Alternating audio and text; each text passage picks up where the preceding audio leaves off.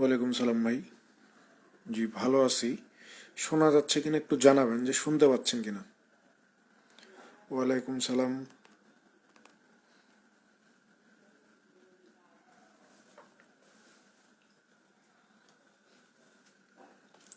Okay fine.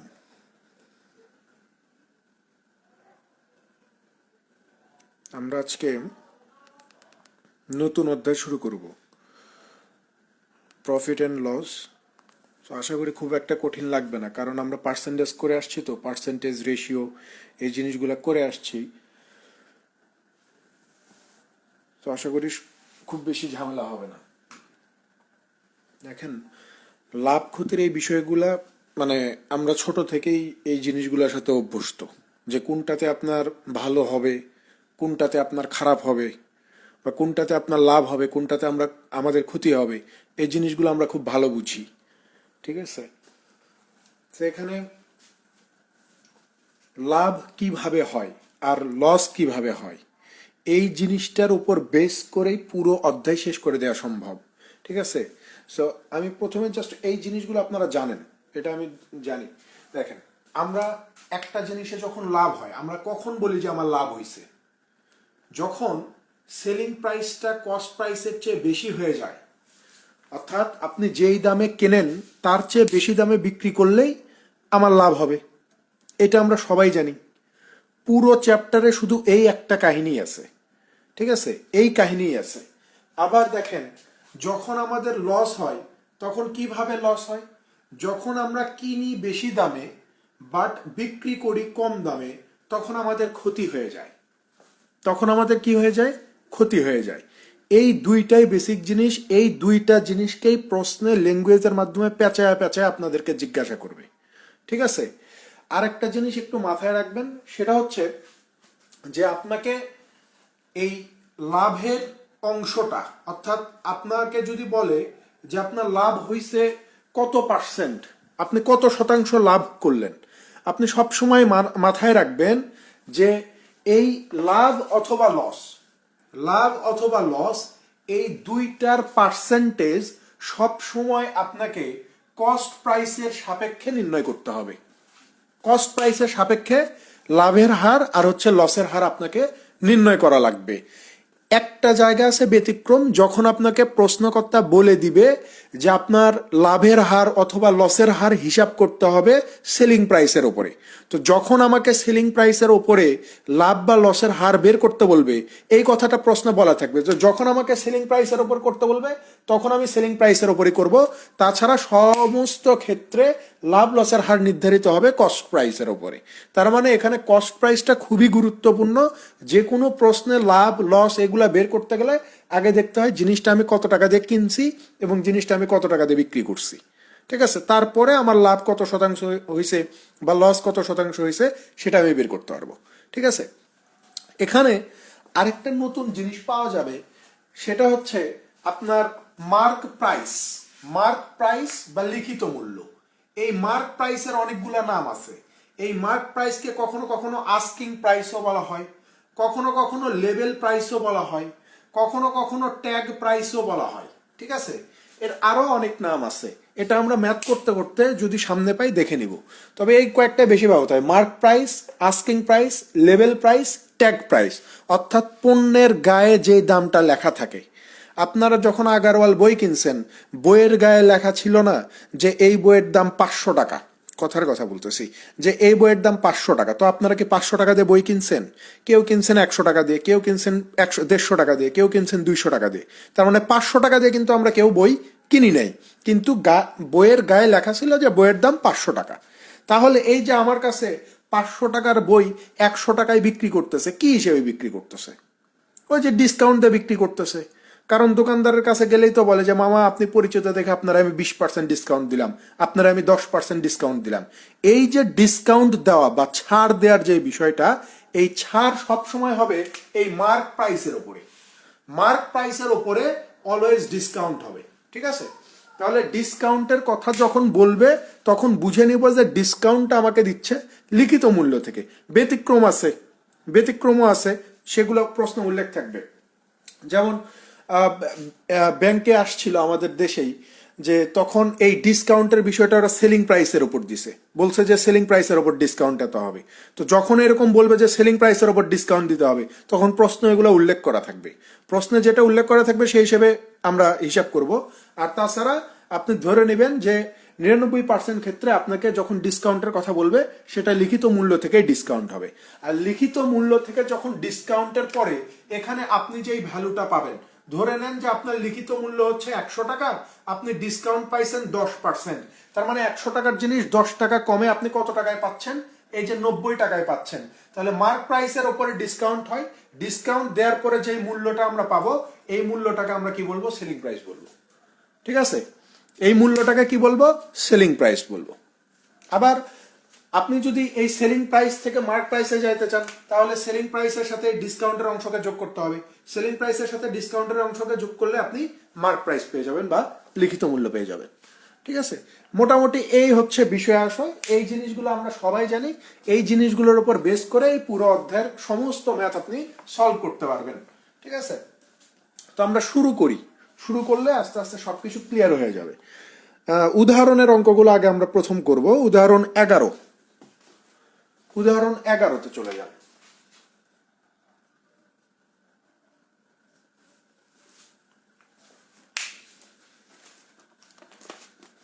দেখেন, এখানে বলা হচ্ছে যে the selling price of 30 items is equal to the purchase price of 25 items. What is the profit or loss percent? বলতেছে যে 30টি পণ্যের বিক্রয় মূল্য সমান 25টি পণ্যের ক্রয় মূল্য। ঠিক আছে, 30টা পণ্যের বিক্রয় মূল্য সমান সমান কত? 25টা পণ্যের 30টি পণ্যের বিক্রয় মূল্য সমান সমান হচ্ছে 25টি পণ্যের ক্রয় মূল্য। What is the profit or loss percent? তাহলে এখানে লাভ বা লসের হার কত? ভাই খেয়াল করেন, এ ধরনের প্রশ্ন প্রচুর আসছে একটা সময়। এখন মানে এই গত বছর বা তার আগের বছর এই ধরনের প্রশ্ন আসতে দেখা যায় না, কিন্তু এর আগে প্রচুর আসছে। সো এই ধরনের প্রশ্ন যা বলছে আমরা তাই লিখবো, যা বলছে তাই লিখবো। এই যে বলছে যে 30টা জিনিসের বিক্রয় মূল্য, একটা জিনিসের বিক্রয় মূল্য কত? এটা কি আমাদের জানা আছে? জানা নাই। যেহেতু জানা নাই, আমি এখানে ধরে নিচ্ছি ভাই যে আমার এখানে একটা জিনিসের বিক্রয় মূল্য হচ্ছে এসপি টাকা। একটা জিনিসের বিক্রয় মূল্য কত? এসপি টাকা। তাহলে আমি বিক্রি করছি কয়টা জিনিস? বলছে যে 30টা জিনিস আমি বিক্রি করছি। তাহলে একটার বিক্রয় মূল্য যদি এসপি হয়, তাহলে 30টার বিক্রয় মূল্য কত হবে? আপনি বলবেন যে 30 এসপি টাকা। এইটা সমান সমান কত? এইটার সমান সমান বলতেছে যে 25টি জিনিসের ক্রয় মূল্য। তাহলে একটা জিনিসের ক্রয় মূল্য বা কস্ট প্রাইস কত? জানি না। ঠিক আছে, আমি ধরে নিচ্ছি যে একটা জিনিসের কস্ট প্রাইস হচ্ছে এই যে সিপি টাকা। তাহলে 25টার কস্ট প্রাইস কত? আপনি বলবেন যে ভাই 25 সিপি। তাহলে এই দুইটা তো আমার সমান, তাই না? এই দুইটা হচ্ছে প্রশ্ন অনুযায়ী সমান। এখন দেখেন, এই 30 আর এসপি আর 25 আর সিপি, এদের মধ্যে কিন্তু গুণের সম্পর্ক, অর্থাৎ মাঝখানে কিন্তু গুণ আছে। মাঝখানে কি আছে? গুণন আছে। তাহলে আমরা এখানে লিখতে পারি না ভাই যে এই পাশে এসপি ছিল, সিপিটাকে আমি এই পাশে নিয়ে আসলাম, এই পাশে আমার 25 ছিল ওপরে থাকলো, এই পাশে 30 উপরে ছিল, এটাকে আমি নিচে নিলাম। তাহলে দেখেন এখন কত হচ্ছে? এই যে এসপি ডিভাইডেড সিপি, আপনি যদি 5 দিয়ে ভাগ করে দেন ওপরে 5, আপনি যদি 5 দিয়ে ভাগ করে দেন নিচে 6। তাহলে এখানে এই যে 5 আর 6 বের হয়েছে, এগুলো কি? এই যে 5 হচ্ছে আপনার এই সেলিং প্রাইস, একটা জিনিসের বিক্রয় মূল্য, আর এই 6 হচ্ছে আপনার কস্ট প্রাইস, অর্থাৎ একটা জিনিসের ক্রয় মূল্য। তাহলে দেখেন এখান থেকে আপনার লাভ হচ্ছে না লস হচ্ছে? আপনি বুঝতে পারতেছেন না যে আপনি একটা জিনিস কিনছেন 6 টাকা দিয়ে, বিক্রি করছেন 5 টাকা দিয়ে। তার মানে কি এখানে আপনার ক্ষতি হচ্ছে, এখানে আপনার ক্ষতি হচ্ছে। তো এই ক্ষতির শতকরা হারটা কত সেটা বের করতে হবে। তো আমি কিছুক্ষণ আগেই বলছি যে লাভ হোক আর লস হোক, এটা বের করতে হবে কার সাপেক্ষে? কস্ট প্রাইসের সাপেক্ষে। তাহলে কস্ট প্রাইস কত? এই যে 6 টাকা। 6 টাকার উপরে কয় টাকা ক্ষতি হচ্ছে? 6 টাকার জিনিস 5 টাকায় বিক্রি করতেছি, তার মানে আমার 1 টাকা ক্ষতি হচ্ছে, 1 টাকা ক্ষতি হচ্ছে। তাহলে এই 6 টাকার উপরে আমার ক্ষতি কত? এই যে 1 টাকা। এই যে 1/6, এইটার সাথে আমাকে যেহেতু পার্সেন্টেজের হিসাব বের করতে হবে, তার মানে 100 গুণ করে দিলে আপনি এখানে উত্তর পেয়ে যাবেন 16 সমস্ত 2/3%। এখানে কাটাকাটি করার দরকার নাই, কারণ পার্সেন্টেজ আমি বলছি, আপনারা যদি শুনে থাকেন যে এই যে ফ্র্যাকশনাল ভ্যালুগুলো আছে, এইগুলার পার্সেন্টেজ ভ্যালু বা পার্সেন্টেজ ভ্যালু ফ্র্যাকশনাল ভ্যালুগুলো যদি মাথায় থাকে, এখানে 1/6 দেখার সাথে আপনি বলে দিতে পারবেন যে ভাই এখানে 16 সমস্ত 2/3% ক্ষতি হয়ে গেছে। ঠিক আছে? তো এই প্রশ্নের সঠিক উত্তর হচ্ছে 16 সমস্ত 2/3% ক্ষতি হয়।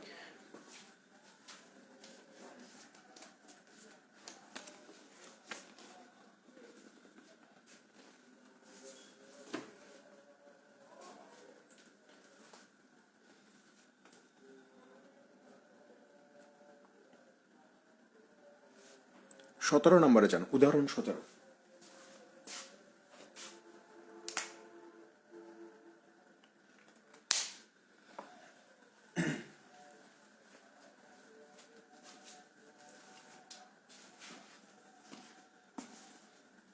দেখেন 17তে কি বলতেছে যে পিওর ঘি cost taka 100 per kg after adulterating it with vegetable oil costing taka 50 per kg a shopkeeper sells the mixture at the rate of 96 taka per kg thereby making a profit of 20%।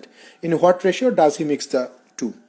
দেখেন এখানে আমরা চাইলে রুল অফ এলিগেশন লাগাইতে পারবো, কারণ এই বিষয়গুলো আমরা দেখে আসছি মিক্সচারেই। ঠিক আছে, রেশিও আর মিক্সচারে এই বিষয়গুলো দেখে আসছি। বলতেছে যে 100 টাকা কেজি ঘির সাথে যদি আপনি ভেজিটেবল অয়েল মিশান, যেটার দাম হচ্ছে 50 টাকা পার কেজি, তো এই দুইটা আপনি কি অনুপাতে মিক্স করছেন এটা বের করতে হবে।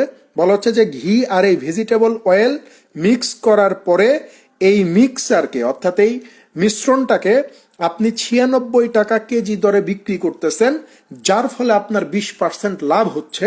তো প্রশ্নে জিজ্ঞাসা করছে যে এই ঘি আর ভেজিটেবল অয়েল এই দুইটা আপনি কত অনুপাতে মিক্স করছেন, এইটা একটু বের করেন।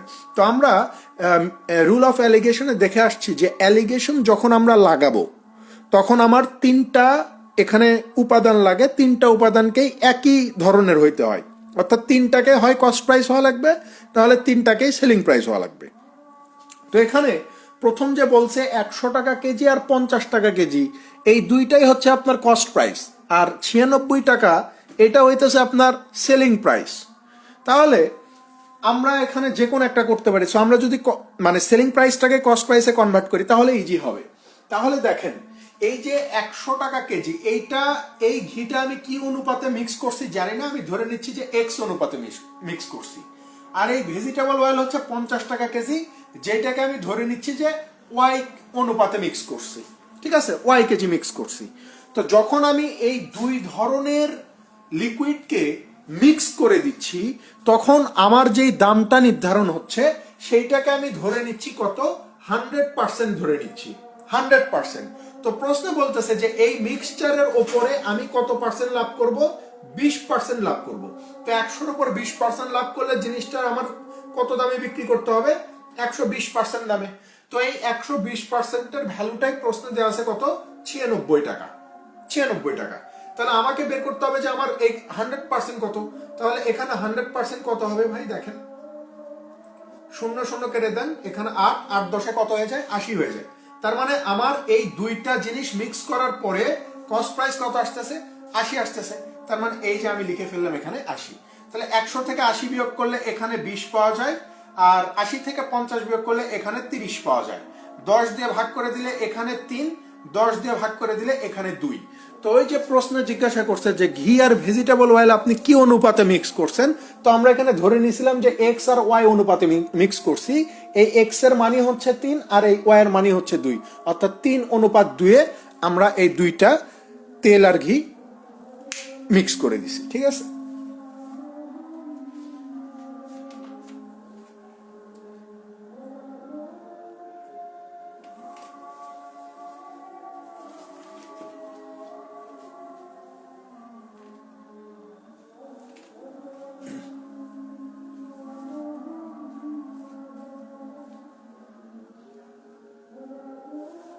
পঁচিশ নম্বরে যান, উদাহরণ 25।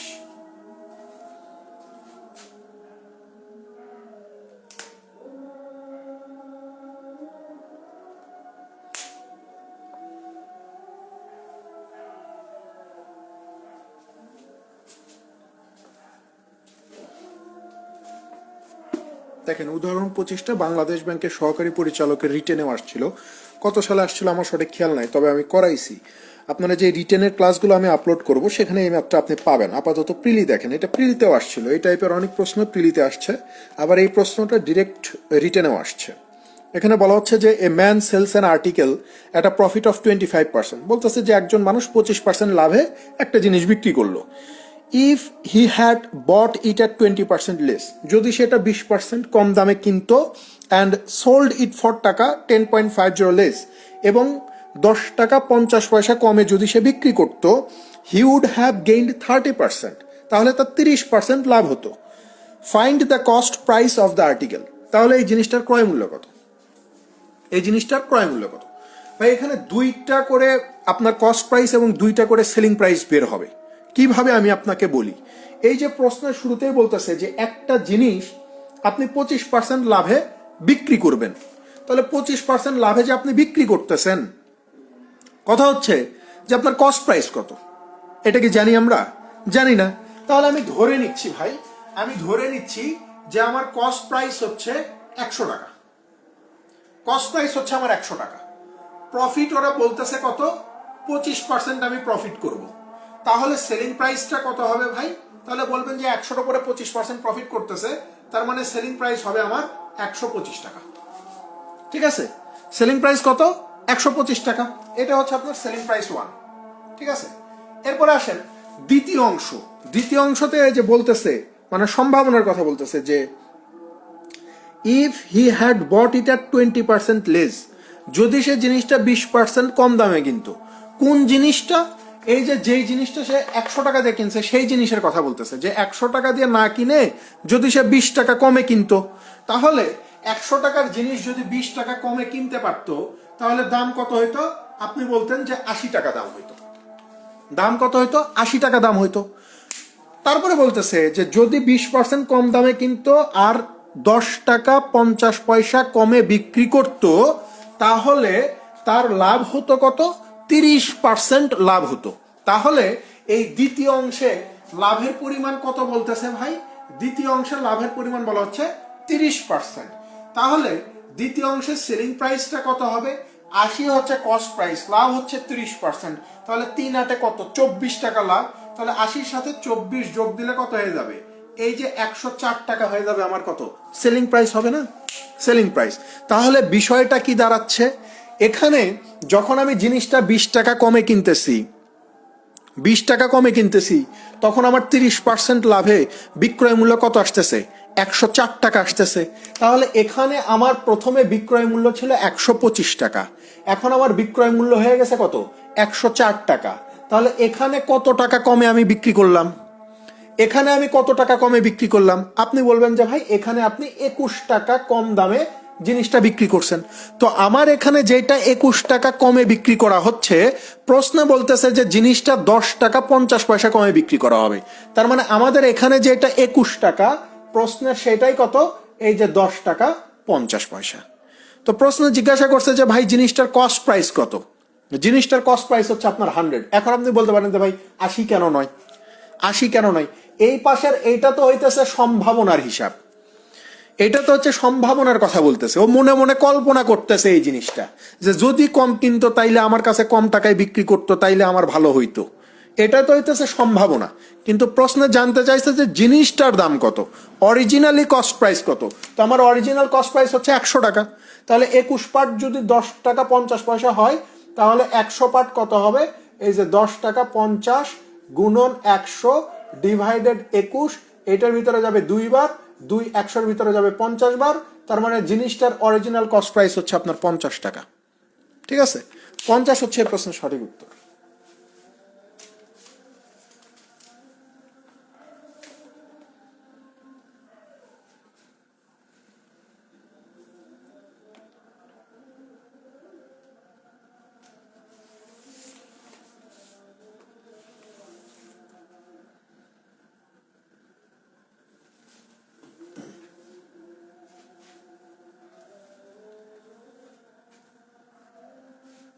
উদাহরণ 26-এ চলে যান, পরেরটাই।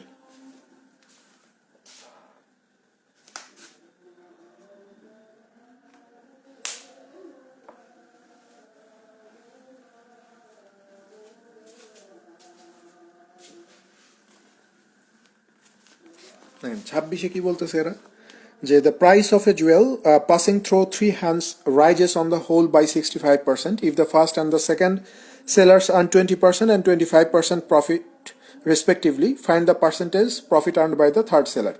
বলতেছে যে আপনি আচ্ছা, বলতেছে যে একটা স্বর্ণের জিনিস তিনটা মানে তিনবার মানে 3 হাত বদল হবে, ঠিক আছে? 3 হাত বদল হওয়ার পরে দামটা 65% বেড়ে যাবে। ধরেন যিনি স্বর্ণাকার তিনি স্বর্ণ আগে প্রথমে তৈরি করেন, তারপরে তার কাছ থেকে হোলসেলাররা কিনে, তারপরে রিটেইলাররা কিনে, রিটেইলারের কাছ থেকে আমরা কাস্টমাররা কিনি। তাহলে একটা জিনিস একটা প্রোডাক্ট 3বার বা 4 হাত বদল হয়ে কাস্টমারের কাছে যায় না, আমাদের কাছে আসে না। এখানেও তাই বলতেছে যে একটা স্বর্ণের জিনিস 3 হাত বদল হয়ে দাম হয়ে যাবে কত? 65% বেশি দাম হয়ে যাবে। তো বলতেছে যে প্রথম এবং দ্বিতীয় বিক্রেতা যথাক্রমে 20% এবং 25% করে লাভ করবে। তাহলে তৃতীয় বিক্রেতা কত পার্সেন্ট লাভ করবে বা কত টাকা লাভ করবে এটা জিজ্ঞাসা করছে। তার মানে ওই জিনিসটার কস্ট কত, মানে একদম শুরুর কস্ট কত সেটাকে আমরা জানি না। তো বলা হচ্ছে যে জিনিসটার শুরুর কস্ট যেহেতু জানি না, আমি ধরে নিচ্ছি যে 100 টাকা। এই 100 টাকা এইরকম 3 হাত বদল হয়ে 3 হাত বদল হওয়ার পর দাম হয়ে যাবে কত? 65% বেশি, অর্থাৎ 165 টাকা। ঠিক আছে? তো বলতেছে যে প্রথম জন ধরে নেন যে 20% লাভ করছে, দ্বিতীয় জন 25% লাভ করছে, এই তৃতীয় জন কত পার্সেন্ট লাভ করবে? তাহলে জিনিসটার দাম ছিল হচ্ছে 100 টাকা, প্রথম জন 20% লাভ করছে, দ্বিতীয় জন 25% লাভ করছে, তৃতীয় জন কত লাভ করলে জিনিসটার দাম 165 হবে? এটা আমাকে বের করতে হবে যে তৃতীয় জনের লাভের পরিমাণটা কত। তবে এটা খুব সহজ হিসাব, আমরা এগুলো পার্সেন্টেজে দেখে আসছি, আপনাকে কিছুই করতে হবে না। আপনি এটা মাল্টিপ্লাইং ফ্যাক্টর কনসেপ্টেও করতে পারেন, বাট এইভাবে দেখেন খুব ইজি, মুখে করা যায়। প্রথমে দাম ছিল 100 টাকা, তারপরে ওরা বলতেছে যে 20% দাম বাড়বে, ঠিক আছে, মানে লাভ করবে মানে হচ্ছে দাম বাড়বে, এই হিসেবে বলতেছি। তাহলে জিনিসটার দাম কত হবে? 120 টাকা হবে। তারপরে বলতেছে যে ভাই আবার 25% একজন লাভ করবে, তো 120-এর 25% কত? 25% মানে হচ্ছে 1/4। তাহলে 120-এর 1/4 অংশ কত? 30 টাকা, তার মানে 30 টাকা লাভ করবে। তাহলে 120-এর সাথে যদি 30 টাকা লাভ করে তাহলে জিনিসটার দাম কত হবে? 150 হয়ে যাবে। এখন বলেন যে এখানে কত পার্সেন্ট বৃদ্ধি পাওয়ার পরে দামটা আপনার এই যে 165 হয়েছে? এখানে তো কত পার্সেন্ট, এখানে যেমন 20% বাড়ছে, এখানে 25% বাড়ছে, এখানে কত পার্সেন্ট বৃদ্ধি পাইলে দামটা 165 হবে? তো এটা তো সবাই পারবে যে ভাই 150 টাকা দাম ছিল, এখানে কিছু পার্সেন্ট বৃদ্ধির পরে দামটা হয়ে গেছে কত? 165। তাহলে আমি যদি বলি যে ভাই এখানে কত টাকা দাম বাড়লো, আপনি বলবেন যে ভাই 15 টাকা দাম বাড়ছে, 15 টাকা দাম বাড়ছে, তাই না? 15 টাকা দাম বাড়ছে। তাহলে এই 15 টাকা যে দাম বৃদ্ধি পাইলো কার উপরে পাইলো? আপনি বলবেন যে ভাই এই যে 150 থেকে বৃদ্ধি পাইছে 15 টাকা। তার মানে এই যে 150-এর সাপেক্ষে আপনাকে হিসাব করতে হবে যে এখানে মূলত কত পার্সেন্ট লাভ করছে। তাহলে 15 এটার ভিতরে 10 বার, 10 এটার ভিতরে যাবে কত? 10 বার। তার মানে এখানে তৃতীয় বিক্রেতা কত পার্সেন্ট লাভ করে? 10% লাভ করে না? তাহলে এই 10%ই হচ্ছে এই প্রশ্নের সঠিক উত্তর, 10%।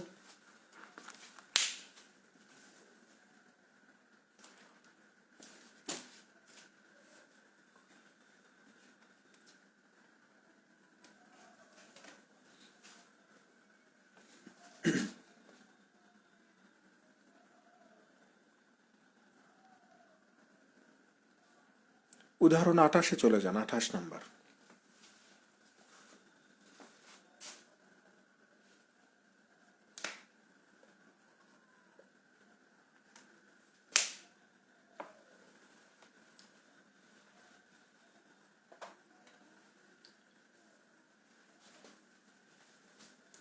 আপনাদের এখানে মানে অনেক বিশ্ববিদ্যালয়ের স্টুডেন্টরা আছেন, আন্তর্জাতিক সম্পর্ক বিভাগের কেউ আছেন? ইন্টারন্যাশনাল রিলেশনস, ঠিক আছে? যদি কেউ থাকেন আমাকে একটু ইনবক্সে একটু নক দিন, ঠিক আছে?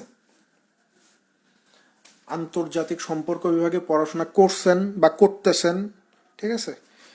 মূল কথা যে অনার্স করছেন ওই বিষয়ে, যদি কেউ থেকে থাকেন আমাকে একটু নক দিন। দেখেন উদাহরণ 28, এখানে বলা হচ্ছে যে 2/3 of a consignment was sold at a profit of 5% and the remainder at a loss of 2%. If the total profit was taka 400, find the value of the consignment. বলতেছে যে একটা চালানের কিছু মাল আসছে, ঠিক আছে, ধরে নেন যে কিছু পণ্য আসছে, সেই পণ্যের 2/3 পণ্য আপনি 5% লাভে বিক্রি করছেন, অবশিষ্ট পণ্য আপনি 2% ক্ষতিতে বিক্রি করছেন। এখন বলতেছে যে যদি মোটের ওপরে আপনি 400 টাকা লাভ করেন, তাহলে ওই চালানটার মূল্য কত, অর্থাৎ ওই চালানে যতগুলা জিনিস আসছে ওই জিনিসগুলোর মূল্য কত সেটা আমাকে একটু বলেন। তো এখানে কথা হচ্ছে যে ভাই ওই চালানে কতগুলা জিনিস আসছে এইটাই তো আমি জানি না। আপনি না জানলেও সমস্যা নাই। এই যে প্রশ্নে বলতেছে যে চালানে যা জিনিস আসছে তার 2/3 পণ্য আপনি 5% লাভে বিক্রি করছেন।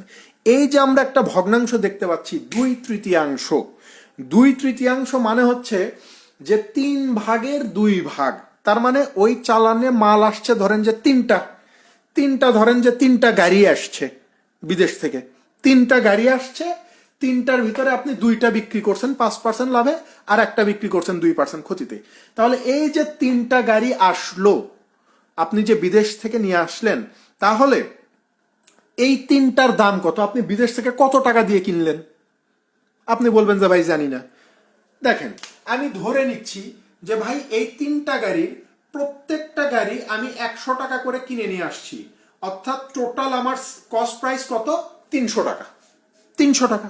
এখন এই 3টা গাড়ির ভিতরে এই 2টা গাড়ি আমি বিক্রি করব কত দিয়ে, বলতেছে যে 5% লাভে।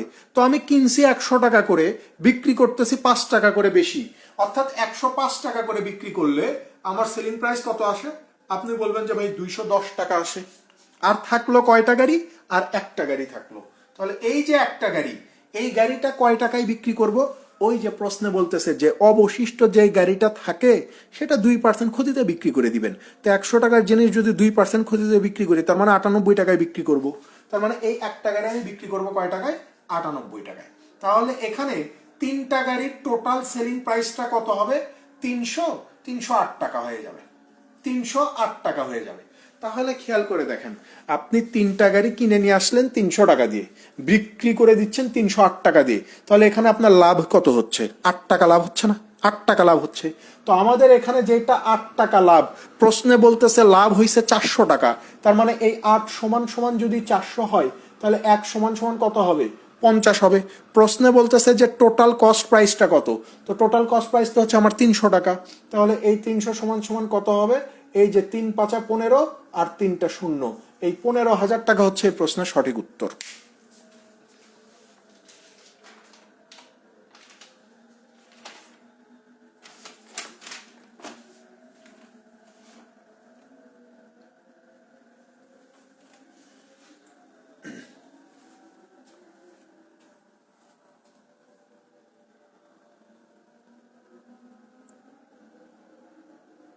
এখন আমরা মূল অঙ্কে ঢুকে যাব।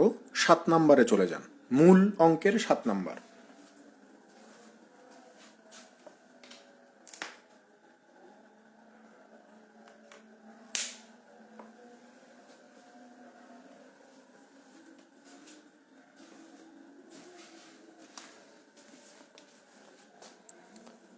দেখেন, সাথে বলা হচ্ছে যে Rajani purchased a mobile phone and a refrigerator for taka 12,000 and টাকা 10,000 respectively. She sold the refrigerator at a loss of 12% and the mobile phone at a profit of 8%. What is her overall loss or profit? খেয়াল করে দেখেন, বলতেছে যে রজনী নামের একটা মেয়ে একটা মোবাইল আর একটা ফ্রিজ কিনছে 12,000 টাকা এবং 10,000 টাকা দিয়ে। তো সে ফ্রিজে 12% লস করবে আর মোবাইলে 8% লাভে বিক্রি করবে, তাহলে তার ওভারঅল কি লাভ হবে না ক্ষতি হবে বা কি অবস্থা এটা জিজ্ঞাসা করছে। তাহলে দেখেন, এখানে মোবাইল ফোনের দাম হচ্ছে, আপনার 12,000 টাকা, আর একটা রেফ্রিজারেটরের দাম হচ্ছে আপনার 10,000 টাকা। তো বলতেছে যে রেফ্রিজারেটর বিক্রি করে তার লস হবে 12%, রেফ্রিজারেটর বিক্রি করে তার লস হবে 12%। তাহলে এই রেফ্রিজারেটরের কস্ট প্রাইস এইটা, তাহলে যদি 12% লস হয় তাহলে সেলিং প্রাইসটা কত হবে? আপনি বলবেন 12 আর 100 গুণ করলে কত হয়ে যায়? এই যে 1200 টাকা। এইটা হচ্ছে আপনার ক্ষতির পরিমাণটা, আমি জাস্ট লাভ আর ক্ষতির পরিমাণটা বের করতেছি। তাহলে এটা হচ্ছে আপনার কি ক্ষতির পরিমাণ। আর মোবাইল ফোনটা বলতেছে যে সে 8% লাভে বিক্রি করে, মোবাইল ফোনটা সে কি করবে 8% লাভে বিক্রি করবে। তাহলে এই 12,000-এর 8% কত? 8-12-96 আর একটা শূন্য, 960 টাকা। তো এইটা হচ্ছে তার কি, এইটা হচ্ছে তার লাভের পরিমাণ, আর এইটা হচ্ছে তার ক্ষতির পরিমাণ। এখন খেয়াল করেন টোটাল কস্ট প্রাইস কত? 22,000 না? 22,000 টাকা টোটাল কস্ট প্রাইস হচ্ছে আমার 22,000 টাকা। আর এখানে দেখেন এগুলো হিসাব করার দরকার নেই যে আমার টোটাল কস্ট প্রাইস কত, তারপরে লাভকে ওদের সাথে হিসাব করে সেলিং প্রাইস, এগুলো দেখার দরকার নাই ভাই। আপনি একটা জিনিস বিক্রি করে 1200 টাকা আপনার ক্ষতি হচ্ছে, আর একটা জিনিস বিক্রি করে আপনার 960 টাকা লাভ হচ্ছে, তাহলে আপনার কি হচ্ছে? ওভারঅল আপনার ক্ষতি হবে না এখানে? কারণ কই 1200 ক্ষতি করলেন আর কই 960 টাকা আপনার লাভ হলো, তাহলে এখানে তো ক্ষতি হবে। তাহলে ক্ষতি হচ্ছে কত টাকা? এই দিকে 40, ওই দিকে 200, তার মানে এই যে 240 টাকা আপনার ওভারঅল এখানে ক্ষতি হয়ে যাবে। 240 টাকা ক্ষতি হয়ে যাবে। এখানে লাভ লসের দিকে তাকালেই বুঝতে পারবেন এখানে total cost price, total selling price লেখে আবার ওইটা বিয়োগ করার কোনো দরকার নাই। এইদিকে তাকালেই বুঝতে পারবেন যে এখানে আমার ওভারঅল 240 টাকার মতো ক্ষতি হয়ে যাবে।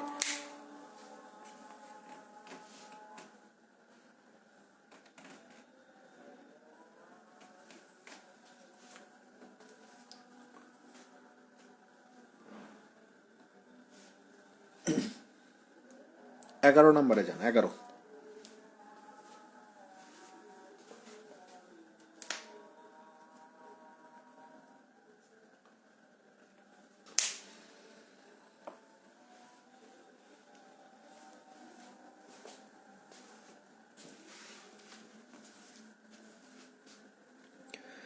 এগারো নম্বরে বলতেছে, এটাও বিআইবিএমে আসছিল বোধহয়। A shopkeeper purchased 70 kg of potatoes for টাকা 420 and sold the whole lot at the rate of 6.50 per kg. What will be his gain %? বলতেছে যে একজন দোকানদার 70 টাকা কেজি দরে, একজন দোকানদার 70 কেজি আলু 420 টাকা দিয়ে কিনলো এবং প্রতি কেজি আলু যদি 6.5 টাকা দরে বিক্রি করে, তাহলে তার লাভের হার কত? তাহলে এখানে দেখেন কস্ট প্রাইসটা কত, এটা চাইলেই কিন্তু বের করতে পারবো যে সে 70 কেজি আলু কিনছে, কত টাকা দিয়ে কিনছে? 420 টাকা করে কিনছে, মানে 420 টাকা দিয়ে কিনছে। তাহলে পার কেজিতে দাম কত?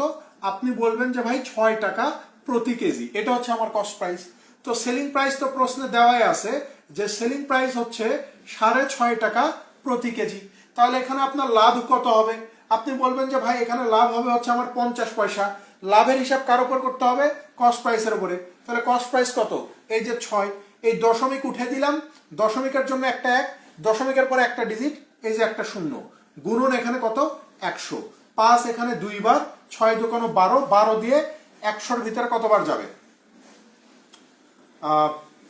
8-12-96, 8 সমস্ত, দেখেন 8-12-96 না, তাহলে 4/12, 8 সমস্ত 1/3, 8 সমস্ত 1/3%। তাহলে এখানে আপনার লাভের হার কত হবে? 8 সমস্ত 1/3% হবে।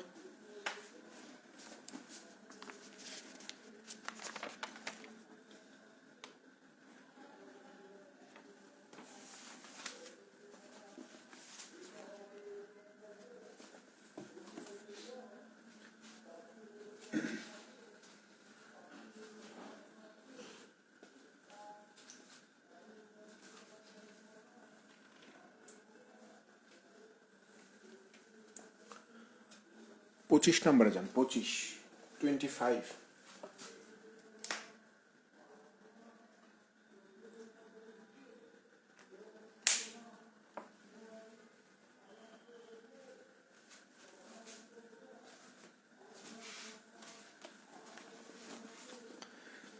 দেখেন 25-এ বলা হচ্ছে যে the sale price of an article including the sales tax is taka 616. The rate of sales tax is 10%. If the shopkeeper has made a profit of 12%, then the cost price of the article is. এখানে বলা হচ্ছে যে sales tax সহ একটা জিনিসের বিক্রয় মূল্য হচ্ছে 616 টাকা এবং সেলস ট্যাক্সের পরিমাণও দেওয়া আছে যে 10%, এবং দোকানদার এতে মানে এই জিনিসটা বিক্রি করে তার 12% লাভ হবে। তাহলে জিনিসটার ক্রয় মূল্য কত, এটা আমাদের বের করতে হবে। জিনিসটার ক্রয় মূল্য কত, এইটা আমাদের বের করা লাগবে। মূল কথা হচ্ছে ভাই যে আপনি যদি মানে অনেক দুইভাবে চিন্তা করা যায়, ধরেন যে এখানে এই যে 616 টাকা, আমি এইভাবে বুঝাই, 616 টাকা এইটা হচ্ছে আপনার আলটিমেট প্রাইস। 616 টাকা এটা হচ্ছে আপনার আলটিমেট প্রাইসটা, যে 616 টাকা দিয়ে সে জিনিসটা বিক্রি করতেছে। কিন্তু এই 616-র মধ্যে দুইটা জিনিস আছে। একটা জিনিস হচ্ছে যে এই 616 হইতে গেলে আপনার এইটার মধ্যে 10% ট্যাক্স আছে। আবার এই 616-র মধ্যে আরেকটা জিনিস আছে, সেটা হচ্ছে বিক্রেতার লাভের অংশ আছে। সেটা কত? এই যে 12%। 12%। তাহলে এই যে জিনিসটার স্টার্টিং এ কত দাম ছিল, স্টার্টিং এ জিনিসটার দাম কত ছিল এইটা আমাদের বের করতে হবে। অর্থাৎ স্টার্টিং প্রাইসটা কত এইটা আমি জানি না, আমার এই এন্ডিং প্রাইসটা আমার জানা আছে। এন্ডিং প্রাইসটা জানা আছে যে এন্ডিং প্রাইস হচ্ছে 616 টাকা। তো আমাকে এই স্টার্টিং প্রাইস থেকে 12% লাভ করবে বিক্রেতা, তারপরে সেলস ট্যাক্স দিবে 10%, তারপরে দাম হবে 616 টাকা। তার মানে আপনি হয় এখানে শুরু থেকে শেষে যাইতে পারেন, আবার আপনি শেষ থেকে শুরুতে আসতে পারেন। শেষ থেকে শুরুতে আসলে কি হবে? উল্টা আসতে হবে। আর শুরু থেকে শেষে গেলে একদম সোজা পথ যাইতে হবে। ঠিক আছে? তো দুইটাই সহজ। এখানে আমার কাছে মনে হয় যে শেষ থেকে শুরুর দিকে আসা বেটার। কিরকম বেটার আমি আপনাকে বলি, যে এই যে 616 টাকা, আপনি একটা জিনিস মাথায় রাখবেন, আমি কিন্তু এখান থেকে নিচের দিকে আসতেছি, এখান থেকে নিচের দিকে আসতেছি। তো এই যে বলতেছে যে 10% আপনি সেলস ট্যাক্স দেন, তাহলে এই 10% সেলস ট্যাক্স আমি কার উপর দিব? 100-র উপর দিব না? তো যদি আমি 100-র উপরই দেই, আর আমি যদি পিছনের দিকে আসি, তাহলে আমাকে এখানে কি লিখতে হবে? যে 90/100 লিখতে হবে। ঠিক আছে? 90/100। তারপরে দেখেন এখানে বলতেছে যে 12%, তাহলে যেহেতু আমি পিছনের দিকে আসতেছি, তাহলে এই যে 12% আমি কোত্থেকে দেবো? 100-র উপর দিব না? তো যেহেতু পিছনের দিকে আসতেছে, তার মানে আমাকে বিয়োগ করতে হবে। তো 100 থেকে 12 বিয়োগ করে দেন, বা এরকম চিন্তা করা যায় যে 112 এটা 100-র উপর হয়েছে, তো তাহলে কাটাকাটি করলে 4 দিয়ে কাটাকাটি করলে ওপরে 28, নিচে কত হয়ে যায়? দেখেন এখানে একটা জিনিস আমি ভুল করলাম, এখানে একটা জিনিস আমি ভুল করলাম। দেখেন এটাকে দেখাই, যে এই যে ধরেন যে 100-র উপর আপনি দাম বৃদ্ধি করছেন, বা সেলস ট্যাক্সেশন কত? 10 টাকা। তো 100-র উপর 10 টাকা দিলে আপনার জিনিসটা কত হয়ে যায়? 110 টাকা হয়ে যায় না? যেহেতু আপনি ওপর থেকে নিচের দিকে আসতেছেন বা পিছন থেকে সামনের দিকে আসতেছেন, তাহলে পিছনের দিকে যেহেতু আসতেছেন, তার মানে এই যে পিছনের এই জিনিসটা, পিছনের যে দাম 100, এইটাকে আপনাকে উপরে লিখতে হবে। এখানে শূন্য, এই শূন্য আর এই শূন্য কেটে যাবে। আর এই যে পরের যে দাম 11 টাকা বৃদ্ধি পাওয়া, এটা আপনাকে নিচে লিখতে হবে। ঠিক এখানেও তাই, যে এই যে 12% আমার লাভ করতেছে, তাহলে এই 12% লাভ করতেছে কোত্থেকে? 100-র উপরেই তো লাভ করতেছে। আর যেহেতু আমি পিছন থেকে আসতেছি, তার মানে কি এই যে 112 আর 100-কে ছোট করলে আমরা 28/25 পাই। তাহলে আমরা এই যেহেতু পিছন থেকে সামনের দিকে আসতেছে, তার মানে এই পিছনের টাকা অর্থাৎ নিচের টাকা উপরে লিখবো, অর্থাৎ 25-কে উপরে লিখবো, 28-কে নিচে লিখবো। এখন ক্যালকুলেশন করলে আপনি উত্তর পেয়ে যাবেন। যেমন দেখেন 11 এটার ভিতরে যাবে হচ্ছে 56 বার, ঠিক আছে? 28 56-র ভিতরে যাবে 2 বার, 25 আর 2 হয়ে যায় 50, 50 আর 10-এ গুণ করলে কত হয়ে যাবে? এই যে 500 টাকা হয়ে যাবে। তার মানে এই যে স্টার্টিং প্রাইস, এই স্টার্টিং প্রাইসটা ছিল আমার কত? 500 টাকা ছিল। স্টার্টিং প্রাইসটা কত ছিল? 500 টাকা ছিল। আপনি এইভাবেও করতে পারেন, আবার আরেকভাবে চিন্তা করতে পারেন। সেটা হচ্ছে যে ধরে নেন যে জিনিসটার সেলিং প্রাইস হচ্ছে আপনার 100 টাকা, সেলিং প্রাইস হচ্ছে আপনার 100 টাকা, আপনি ট্যাক্স দেন হচ্ছে কত টাকা? 10% বা 10 টাকা, যেটাই বলি 10 টাকা। তাহলে এই যে ট্যাক্সটা দিলেন, আর আপনাকে যে বলছে যে জিনিসটা আপনি 616-তে বিক্রি করেন, এই 616-র মধ্যে কিন্তু দুইটা জিনিস আছে, এটা প্রশ্নে বলে দিয়েছে যে এই 616-র মধ্যে এই ট্যাক্সের পরিমাণও উল্লেখ করা আছে, মানে ট্যাক্সের পরিমাণ সহ হচ্ছে আপনার 616 টাকা। তাহলে সেলিং প্রাইস আর ট্যাক্স এই দুইটা মিলে কত হচ্ছে? আপনি বলবেন যে 110 টাকা হচ্ছে, 110 টাকা। তাহলে এই 110 আমাদের এখানে, আর প্রশ্নে সেটা কত? 616, 616। তো আমার আগে বের করতে হবে সেলিং প্রাইস কত। তাহলে সেলিং প্রাইস হচ্ছে আমার 100, তাহলে এই যে 100 লিখলাম। 00 কেটে দেন, 11 এখানে 56 বার, 56 আর 10-এ কত হয়ে যায়? 560 টাকা। তার মানে এই 560 হচ্ছে আমার সেলিং প্রাইস, 560 হচ্ছে আমার সেলিং প্রাইস। এখন আসেন জিনিসটার কস্ট প্রাইস কত জানি না, তো ধরে নিচ্ছি যে কস্ট প্রাইস হচ্ছে আমার 100 টাকা। প্রশ্নে বলতেছে যে দোকানদার প্রফিট করবে 12%, তার মানে প্রফিট যদি আপনার 12 টাকা হয়, তাহলে কস্ট প্রাইস প্রফিট যোগ দিলে আমরা কি পাই? সেলিং প্রাইস পাই। তাহলে সেলিং প্রাইস এখানে কত হয়ে যাচ্ছে? আপনি বলবেন যে 112 টাকা। তো আমাদের এখানে যেটা 112 টাকা, প্রশ্ন অনুযায়ী সেটা কত? 560 টাকা। তাহলে আমি বলতে পারি যে 112 সমান সমান যদি 560 হয়, তাহলে আমার কস্ট প্রাইস এই 100 সমান সমান কত হবে? 100 সমান সমান কত হবে? 112 এটার ভিতরে 5 বার, 5 আর 100 গুণ করলে কত হয়ে যাবে? যে 500 হয়ে যাবে। বোঝা গেছে বিষয়টা? দুইভাবেই চিন্তা করতে পারেন, বাট এইটা হচ্ছে ইজিয়েস্ট।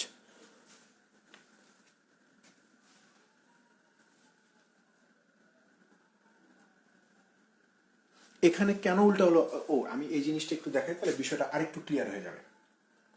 দেখেন, মানে উল্টা কেন হচ্ছে, বা প্রথমেই কেন আমি উল্টা করে লিখলাম, এটা আসলে আসছে কোত্থেকে? ধরেন এখানে স্টার্টিং প্রাইস আমার জানা নাই, সো আমি ধরে নিচ্ছি যে আমার স্টার্টিং প্রাইস x টাকা। এই x টাকার উপরে আপনি এই যে 12% লাভ করছেন বলতেছেন, তার মানে 112/100 লিখতেন। তারপরে আপনি কি করছেন? ট্যাক্স দিচ্ছেন 10%, তার মানে কি? এই যে 110/100 লিখতেন।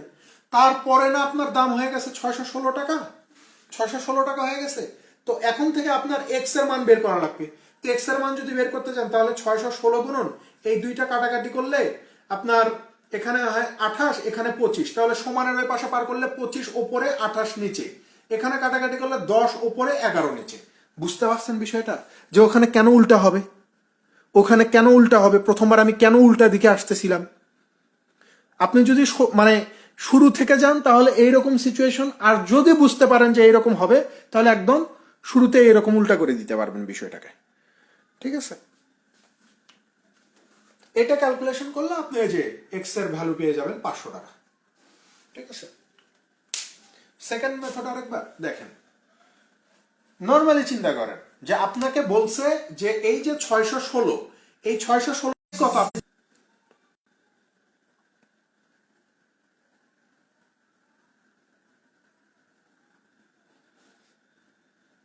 দেখা যাচ্ছে কিনা একটু জানান তো, যে দেখতে পাচ্ছেন কিনা।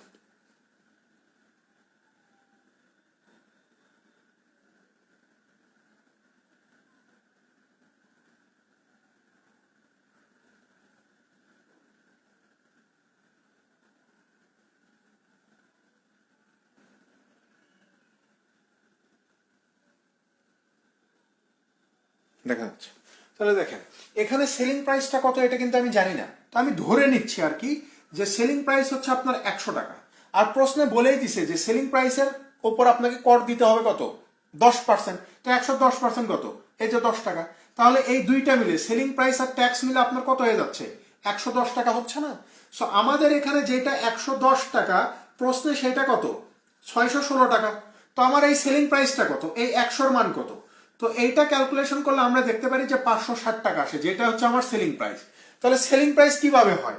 কস্ট প্রাইসের সাথে প্রফিট যোগ দিলে তো সেলিং প্রাইস হয়। তো এই কস্ট প্রাইসটা কত সেটাও আমি জানি না, তো আমি ধরে নিচ্ছি যে কস্ট প্রাইস 100 টাকা। আর প্রফিট করছে কত? ওই যে দেখেন প্রশ্ন বলা আছে যে 12% বা 12 টাকা প্রফিট করছে। তাহলে সেলিং প্রাইস কত হবে? 112 টাকা। তাহলে আমার এখানে সেলিং প্রাইস 112 টাকা, এখানে সেটা কত? 560 টাকা। আমাকে বলছে ক্রয় মূল্য কত, মানে 100 কত। তাহলে এই যে গুণন 100 ডিভাইডেড 112, এখানে 5 বার, 5 আর 100 গুণ করলে হয়ে যাবে কত? 500। বোঝা গেছে? এইটাই হচ্ছে বিষয়।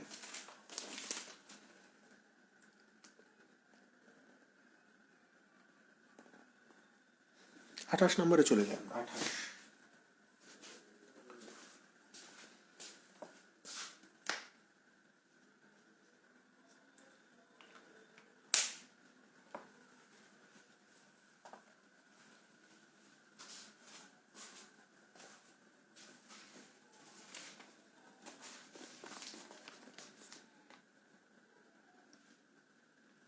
দেখেন 28-এ কি বলতেছে? A person purchased 10 dozen pens at the rate of taka 4 per dozen. On checking, he found that 20 pens were not working. In order to earn 25% profit, he should sell the remaining pens each at.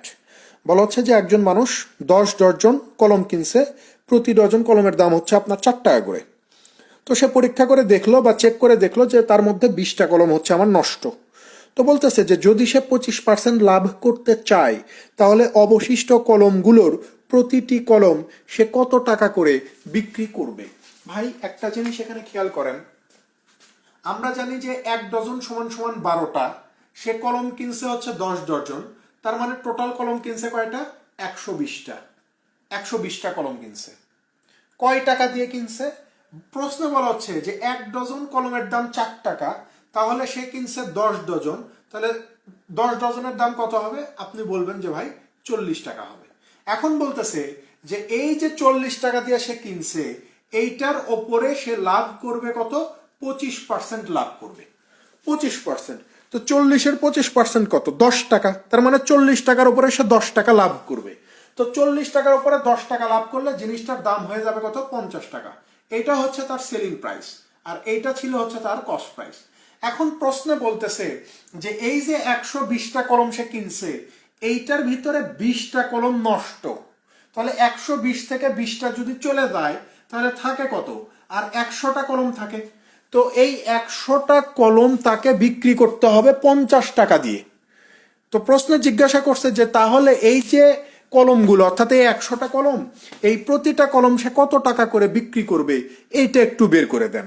তাহলে এটা তো খুব সহজ হিসাব ভাই, যে 100 কলমের দাম যদি আমার 50 টাকা হয়, তাহলে একটা কলমের দাম হবে 50/100 ইকুয়াল টু 50 পয়সা। ঠিক আছে, 50 পয়সা হবে, যে একটা কলম সে 50 পয়সা করে বিক্রি করবে।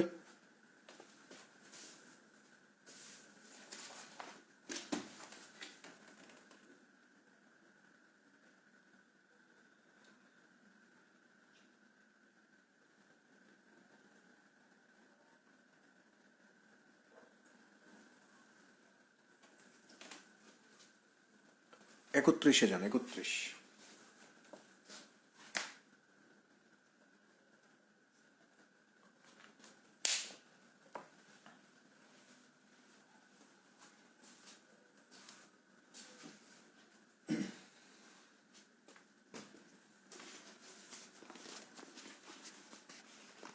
এখানে 31 নম্বরে বলতেছে যে Jacob bought a scooter for a certain sum of money. He spent 10% of the cost on repairs and sold the scooter for a profit of টাকা 1100. How much did he spend on repairs if he made a profit of 20%? বলা হচ্ছে যে Jacob নামের একটা লোক একটা scooty কিনছে, এবং সেই স্কুটিটা সে রিপেয়ারিং বাবদ 10% টাকা খরচ করছে। খরচ করার পর সে সেটা বিক্রি করে 1100 টাকা লাভ করছে, এবং বলেই দিচ্ছে যে সে মানে জ্যাকবের লাভ হয়েছে 20% এই স্কুটিটা বিক্রি করে। তাহলে সে রিপেয়ারিং খরচ বাবদ কত টাকা, মানে রিপেয়ারিং করতে তার কত টাকা খরচ হয়েছে। দেখেন, নর্মাল একটা জিনিস, আপনি যখন কোনো সেকেন্ড হ্যান্ড জিনিস কিনবেন, ধরেন যে আপনি একটা সেকেন্ড হ্যান্ড বাইক কিনছেন, বাইক কিনে নিয়ে এসে ধরেন যে বাইক কিনছেন 10,000 টাকা দিয়ে, 10,000 টাকা দিয়ে একটা বাইক কিনছেন।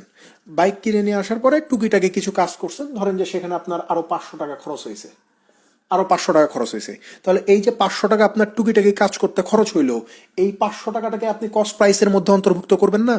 যে আপনি তখন এই যে 10,500-কে আপনি কি ধরবেন? কস্ট প্রাইস ধরবেন।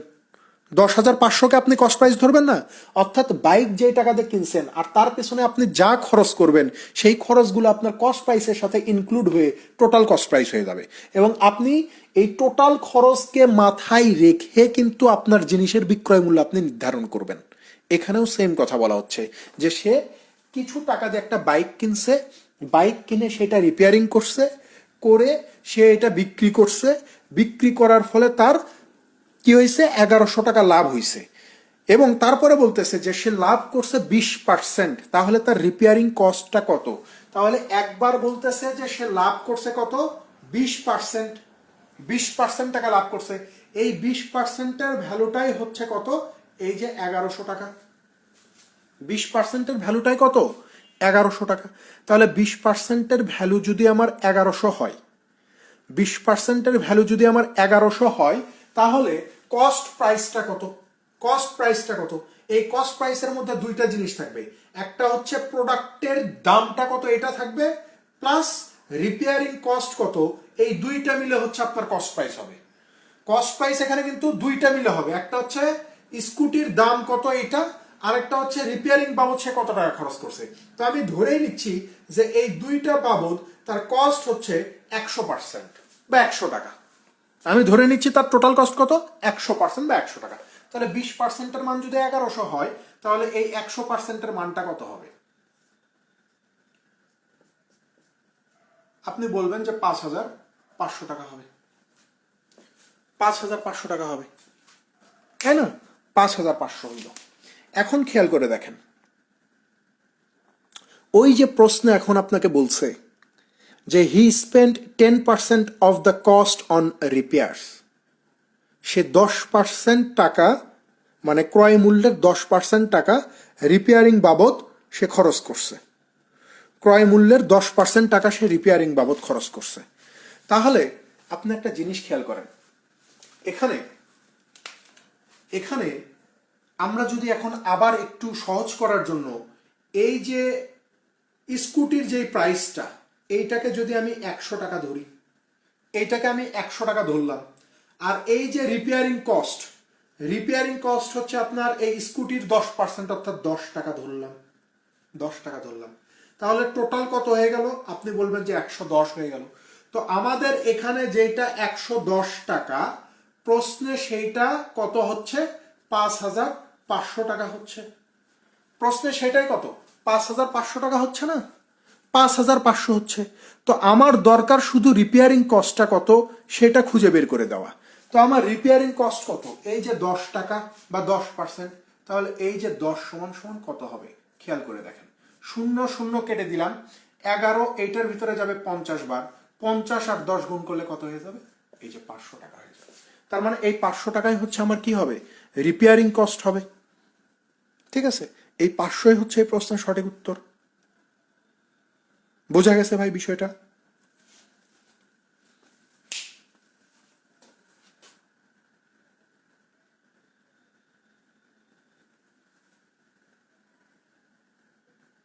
অথবা আপনি এইরকম করে করতে পারেন যে এই যে 5500 যে আমরা বের করছি, এই 5500 তো হচ্ছে আমার কস্ট প্রাইস। তো কস্ট প্রাইস কিভাবে আসলো সেটাও কিন্তু আমি বলে দিছি এখানে। দেখেন যে এখানে এটার ভিতরে ওই স্কুটির প্রাইসও আছে, আবার রিপেয়ারিং এর যে খরচ, সেই রিপেয়ারিং এর খরচও আছে, রিপেয়ারিং এর খরচও আছে।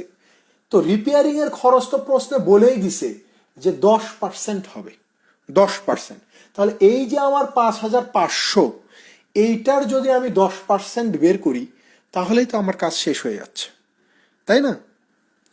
5500-র 10% কত? খেয়াল করেন,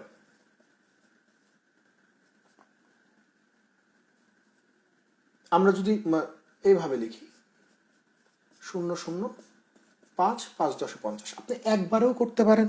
কারণ ওই যে বলছি যে এই যে 10% কস্ট হচ্ছে, খরচ হচ্ছে, এই খরচটা হবে কিন্তু ভাই 100-র উপরে, এই খরচটা হবে 100-র উপরে। এই জন্যে আপনি যেহেতু ওই যে আগের মতো যে পিছন থেকে সামনে আসতেছেন, পিছন থেকে সামনে আসতেছেন, যখন আপনি পিছন থেকে সামনে আসতেছেন, তখন এই পিছনেরটাকে আপনাকে, মানে আগেরটাকে আপনাকে উপরে লিখতে হবে, আর এই পরেরটাকে নিচে লিখতে হবে। আপনি এখান থেকেও বের করতে পারেন ডিরেক্ট, এত কাহিনী না করে, যে 5500 হয়েছে, তো 5500 হয়েছে, যেহেতু আমার 10% কস্ট, তো কস্ট হয়েছে কার উপরে? 100-র উপরে। আর আমি যেহেতু পিছনের দিকে যাচ্ছি, তাহলে একদম এখানে ডিরেক্ট করে দেই। ঠিক আছে, 0 0 কেটে দেন, এখানে যাবে হচ্ছে কতবার যাবে? হ্যাঁ ঠিকই আছে, কি করলাম এখানে, 5500 গুণন হচ্ছে 100 ডিভাইডেড হচ্ছে 110, 0 0 কেটে দেন, এখানে 50 বার, 50 100 কত হয়ে যায়? 5000। ঠিক আছে, ওকে, ঠিক আছে। এই যে 5000 টাকা, 5000 থেকে 5500 বিয়োগ করে দেন, তাহলে তো কাজ শেষ। বোঝা গেছে কি বিষয়টা? বুঝতে পারছেন? অনেকভাবে চিন্তা করা যায়, অনেকভাবে আপনি চিন্তা করতে পারবেন।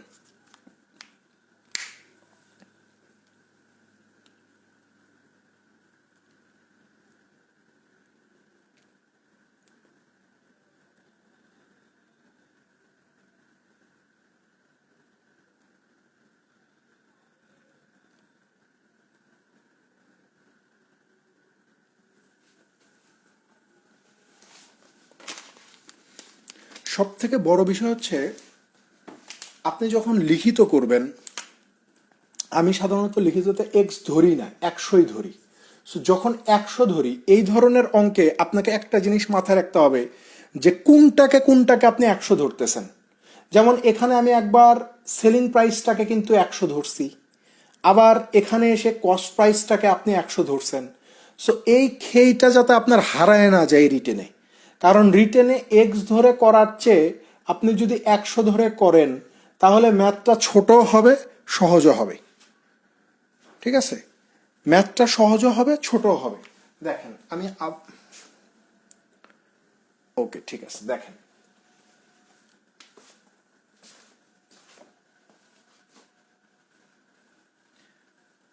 প্রথমে এটা চিন্তা করেন যে কি কি জানি কি কি জানি না। প্রশ্নে কি দেওয়া আছে কি দেওয়া নাই। প্রশ্নে দেওয়া আছে যে সে 20% লাভ করছে, 20%। এই 20%-এর একটা ভ্যালু দিছে ওরা, সেটা বলতেছে কত? 1100 টাকা, 1100 টাকা, তাই না? তাহলে আমার কথা হচ্ছে যে 20%-এর প্রফিট যদি আমার 1100 হয়, 1100 যদি আমার হয়, তাহলে আমার কস্ট প্রাইসটা কত? আমার 100টা কত হবে, তাই না? 20% যদি আমার মুনাফা হয় এবং সেটাকে ওরা বলতেছে যে 1100 টাকা, তাহলে আমার কস্ট প্রাইসটা কত হবে? তাহলে খেয়াল করেন, এখানে কস্ট প্রাইসের মধ্যে কিন্তু দুইটা জিনিস পড়বে। কস্ট প্রাইসের মধ্যে কয়টা জিনিস পড়বে? দুইটা জিনিস পড়বে। একটা হচ্ছে স্কুটি যত টাকা দিয়ে কিনছে সেই টাকাটা থাকবে, সাথে সাথে আপনার ওই স্কুটির যে রিপেয়ারিং করছে তার যে খরচটা বা কস্টটা সেটা থাকবে। এই দুইটা মিলে কিন্তু আপনার কস্ট প্রাইস হবে। কি বললাম? যে কস্ট প্রাইস হবে দুইটা জিনিসের সমন্বয়। এক হচ্ছে স্কুটির প্রাইস, দুই হচ্ছে আপনার রিপেয়ারিং কস্ট। এই দুইটা মিলে হচ্ছে কস্ট প্রাইস। তো আমি ধরে নিচ্ছি যে ভাই দুইটা মিলে কত? 100 টাকা। দুইটা মিলে কত? 100 টাকা ধরে নিচ্ছি, ঠিক আছে? তাহলে 20% সমান সমান যদি 1100 হয়, তাহলে আমার দরকার কস্ট প্রাইস, অর্থাৎ 100-র মান। তাহলে এই 100 সমান সমান কত? এই যে 1100 গুণন 100 ডিভাইডেড হচ্ছে 20। এখানে 5 বার, এখানে কত হচ্ছে? 5500 হচ্ছে না? 5500। তার মানে এই যে কস্ট, মানে স্কুটির প্রাইস আর হচ্ছে রিপেয়ারিং কস্ট, এই দুইটা মিলে কত? এই যে 5500 টাকা, 5500। এখন খেয়াল করেন, সেটা হচ্ছে যে দুইটা মিলে তো 5500, তার ভিতরে এই শুধুমাত্র এই রিপেয়ারিং কস্টটা আমার জানা আছে। প্রশ্নে বলে দিচ্ছে যে রিপেয়ারিং বাবদ আমি 10% টাকা খরচ করেছি। রিপেয়ারিং বাবদ কত? 10% টাকা খরচ করি। তাহলে এই যে আমি ধরলাম যে রিপেয়ারিং বাবদ আপনি 10 টাকা খরচ করেন। কিসের 10%? প্রশ্নে দেখেন বলে দিছে যে যেই টাকা দিয়ে স্কুটি কিনছে তার 10%। তো স্কুটির প্রাইসটা কত সেটা কি আমার জানা আছে? সেটা আমি জানি না। যেহেতু জানি না, আমি সহজের জন্য ধরে নিচ্ছি যে ভাই স্কুটির প্রাইসটা আমি 100 টাকা ধরলাম, 100 টাকা ধরলাম। তাহলে স্কুটির প্রাইস হচ্ছে 100 টাকা, রিপেয়ারিং করছি 10 টাকা দিয়ে। এই দুইটাকে যোগ করলেই তো আমি এই 5500 পাবো, 5500 পাবো। তাহলে এই দুইটা যোগ করলে কত হচ্ছে? 110 হচ্ছে। এই 110 সমান সমান কত? এই যে 5500 হয়ে যাচ্ছে। তো আমার শুধু দরকারটা কি? আমার এখানে দরকারটা কি? আমাকে বলছে শুধু রিপেয়ারিং কস্ট কত, এই 10 কত সেটা বের করো। তো আপনি এখানে দুই ভাবে করতে পারেন। এক হচ্ছে ডিরেক্ট আপনি এখানে শুধু 10-এর অংশটা বের করে দিতে পারেন, যে 10-এর অংশ হচ্ছে এই যে 500 টাকা। আবার আপনি আর একটা কাজ করতে পারেন, যেটা আমি পরে করছি, যে 110 সমান সমান যেহেতু 5500 হয়, তাহলে অনেকেই আমরা আগে বের করি কস্ট প্রাইস, যে এই কস্ট প্রাইস কত, 100 সমান সমান কত। তাহলে দেখেন এইটা কতবার গেছে, এখানে 0 0 কেটে দেন 50 বার। তাহলে এইটা 50 বারে গেলে কত হবে? 5000 টাকা। তার মানে স্কুটির প্রাইসটাই হচ্ছে 5000 টাকা। স্কুটির প্রাইসটা 5000। তাহলে এই যে স্কুটির প্রাইস আর হচ্ছে রিপেয়ারিং কস্ট মিলে যদি 5500 হয়, তাহলে রিপেয়ারিং কস্টটা কত হবে? আপনি বলবেন যে 5500 বিয়োগ হচ্ছে আপনার 5000 সমান সমান হচ্ছে 500 টাকা। বোঝা গেছে বিষয়টা?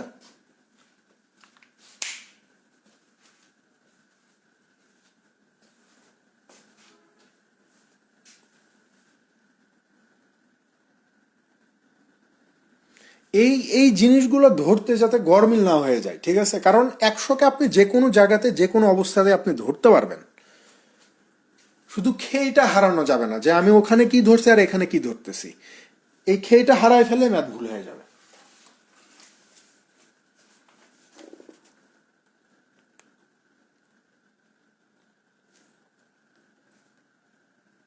এরপরে দেখেন একটা মজার একটা ম্যাথ আছে 33 নাম্বার।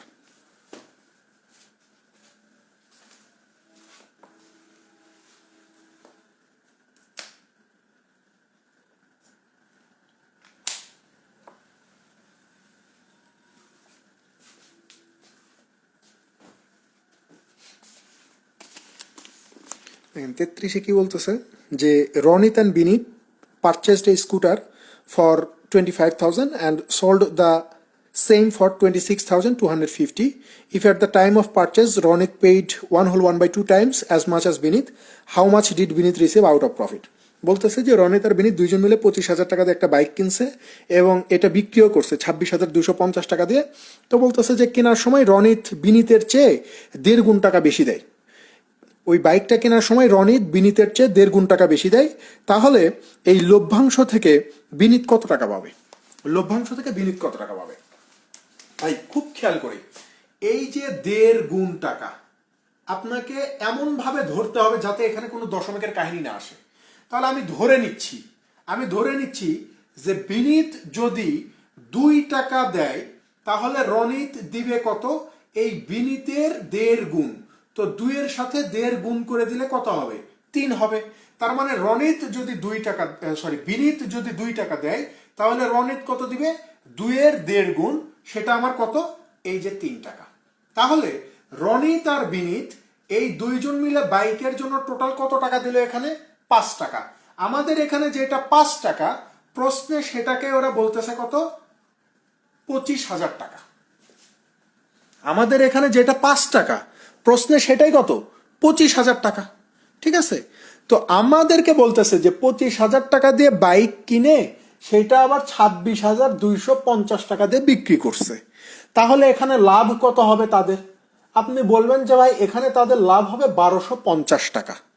তাহলে এই যে 1250 টাকার ভিতরে বিনীত কত টাকা পাবে এটা আমাকে বের করতে হবে। তো এটা ওই যে অনেকটা পার্টনারশিপের মতো না, যে 2 টাকা দিয়ে অংশীদার হয়েছে, 3 টাকা দিয়ে অংশীদার হয়েছে, টোটাল লাভ করছে 1250 টাকা। তাহলে দুইজন মিলে, যেহেতু মানে এখানে সময়ের উল্লেখ নাই, তার মানে কি এইটা তাদের যেটা ইনভেস্টমেন্ট এইটাই তাদের কি প্রফিট।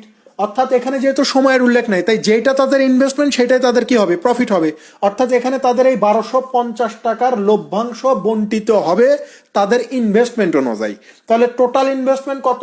5 টাকা। 5 টাকার ভিতরে বিনীতের ইনভেস্ট কত? 2 টাকা। তার মানে 5 এটার ভিতরে কতবার যাবে? 250 বার। 250 আর 2 গুণ করলে এই যে 500 টাকা। তার মানে বিনীত পাবে হচ্ছে লভ্যাংশ থেকে মাত্র 500 টাকা।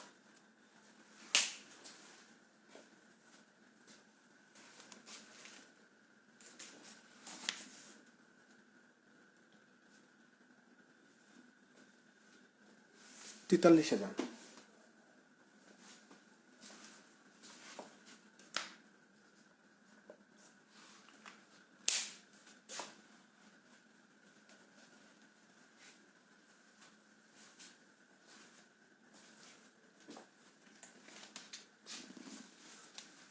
দেখেন 43-এ বলতেছে যে if an article is sold for taka X there is a loss of 15%, if the same article is sold for taka Y there is a profit of 15%, the ratio of Y minus X to Y plus X. বলতেছে যে x টাকা একটা জিনিস বিক্রি করলে 15% ক্ষতি হবে, Y টাকা একটা জিনিস বিক্রি করলে 15% লাভ হবে।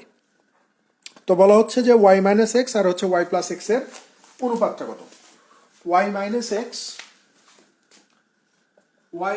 এক্স অনুপাত ওয়াই প্লাস এক্স, এই দুইটার অনুপাত বের করতে হবে। তো বলতেছে যে যখন আমি এক্স টাকা দিয়ে জিনিসটা বিক্রি করব তখন আমার কি হবে? 15% ক্ষতি হবে। তো এই 15%-এর ফ্র্যাকশনাল ভ্যালু কত? এই যে 3/20। তো 15% ক্ষতি হওয়াও যেই কথা, 20 টাকার ওপরে 3 টাকাও ক্ষতি হওয়া সেম একই কথা। তার মানে আমরা কি জানি যে লাভ ক্ষতি হয় কস্ট প্রাইসের উপরে। তার মানে এই 20 হচ্ছে কস্ট প্রাইস আর এই 3 হচ্ছে ক্ষতি। তাহলে সেলিং প্রাইসটা আমার কত হবে? 20 টাকা দিয়ে কিনে 3 টাকা ক্ষতি করতেছি, তার মানে সেলিং প্রাইসটা কত? 17 টাকা। তার মানে এই এক্স এর ভ্যালুটা কত ভাই? আমার 17। তারপর বলতেছে যে যখন আমি জিনিসটা ওয়াই টাকা দিয়ে কিনি তখন আমার কি হচ্ছে? 15% লাভ হচ্ছে। 15%-এর ফ্র্যাকশনাল ভ্যালু কত? 3/20। 15% লাভ হওয়া যে কথা, 20 টাকার উপরে 3 টাকা লাভ হওয়া সেম একই কথা। তাহলে 20 হচ্ছে আমার কস্ট প্রাইস, 3 টাকা হচ্ছে আমার প্রফিট। তাহলে সেলিং প্রাইস কত? 20 টাকা দিয়ে কিনে 3 টাকা লাভে বিক্রি করতেছি, তার মানে সেলিং প্রাইস 23 টাকা। তার মানে ওয়াই এর মান কত? 23। তাহলে দেখেন এই যে 23 মাইনাস 17 অনুপাত 23 প্লাস 17, 23 থেকে 17 বাদ দিলে 6, 23 আর 17 যোগ করলে 40, 2 দিয়ে ভাগ করলে 3, 2 দিয়ে ভাগ করলে 20, অর্থাৎ 3:20 হচ্ছে এখানে সেই অনুপাতটা।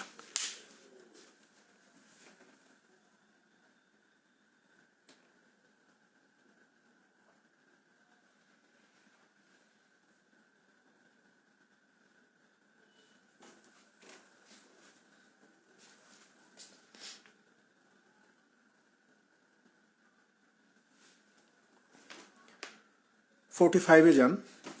45 অনেকবার অনেক জায়গায় আসছে, ইভেন আইবিএর এমবিএতেও আসছে।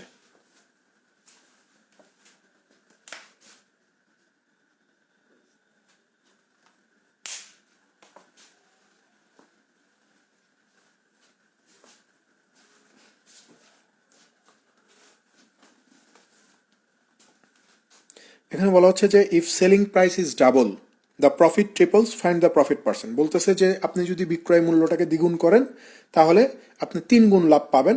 তাহলে এখানে আপনার লভ্যাংশের হার কত? ঠিক আছে, আমরা সবাই জানি ভাই যে প্রফিটটা কিভাবে হয়। আপনি বলবেন যে সেলিং প্রাইস থেকে কস্ট প্রাইস বাদ দিলেই প্রফিট পাওয়া যায়। তো প্রশ্নে যা বলছে তাই লিখবো। বলতেছে যে সেলিং প্রাইসটাকে দ্বিগুণ করে দেন। তাহলে এই যে সেলিং প্রাইসটাকে যদি আমি দ্বিগুণ করে দেই তাহলে 2SP হয়ে যায়। Cost price as it is রেখে দিব। তাহলে কি বলতেছে যে প্রফিট হবে 3 গুণ। তাহলে প্রফিট আগে পি ছিল, এখন কত হয়ে যাবে? এই যে 3P হয়ে যাবে। তাহলে একটু খেয়াল করে দেখেন, এখানে 2SP minus CP is equal two এখানে 3। এই যে পি দেখা যাচ্ছে না এখানে, পি, পির সমান সমান কত লিখতে পারি? পি সমান সমান এসপি মাইনাস সিপি লিখতে পারি না? কারণ পি সমান সমান তো এসপি মাইনাস সিপি হয়। তাহলে এই যে 3 ইন্টু এসপি মাইনাস সিপি। তাহলে দেখেন এখানে একবারে লিখি, যেহেতু বোঝাই যাচ্ছে যে এখানে 3SP মাইনাস 3CP হয়ে যাবে। তাহলে 3CPটাকে এই পাশে পার করে দিলে 3CP থেকে এই সিপি বাদ দিলে কত হয়ে যাবে? 2CP হয়ে যাবে। 3SP থেকে 2SP বাদ দিলে এই যে 1SP হয়ে যাবে। তাহলে এখানে দেখেন CP divided SP equal to 1/2। তার মানে কস্ট প্রাইস হচ্ছে 1 টাকা, সেলিং প্রাইস হচ্ছে 2 টাকা। তাহলে আমার প্রফিট কত হবে? আমরা জানি প্রফিট হয় সেলিং প্রাইস থেকে কস্ট প্রাইস বাদ দিলে। সেলিং প্রাইস 2 টাকা, প্রফিট 1 টাকা, কস্ট প্রাইস 1 টাকা। তার মানে প্রফিট হচ্ছে কত? 1 টাকা হচ্ছে না? যেহেতু আমাদের এই প্রশ্নে বের করতে হবে প্রফিট পার্সেন্টেজটা কত, আর প্রফিট পার্সেন্টেজ সবসময় কস্ট প্রাইসের উপর বের করা লাগে। তো আমার কস্ট প্রাইস হচ্ছে 1 টাকা, প্রফিট হচ্ছে 1 টাকা, গুণন হচ্ছে 100, 1 কেটে যাবে। তার মানে এখানে প্রফিট পার্সেন্ট হচ্ছে কত? 100%।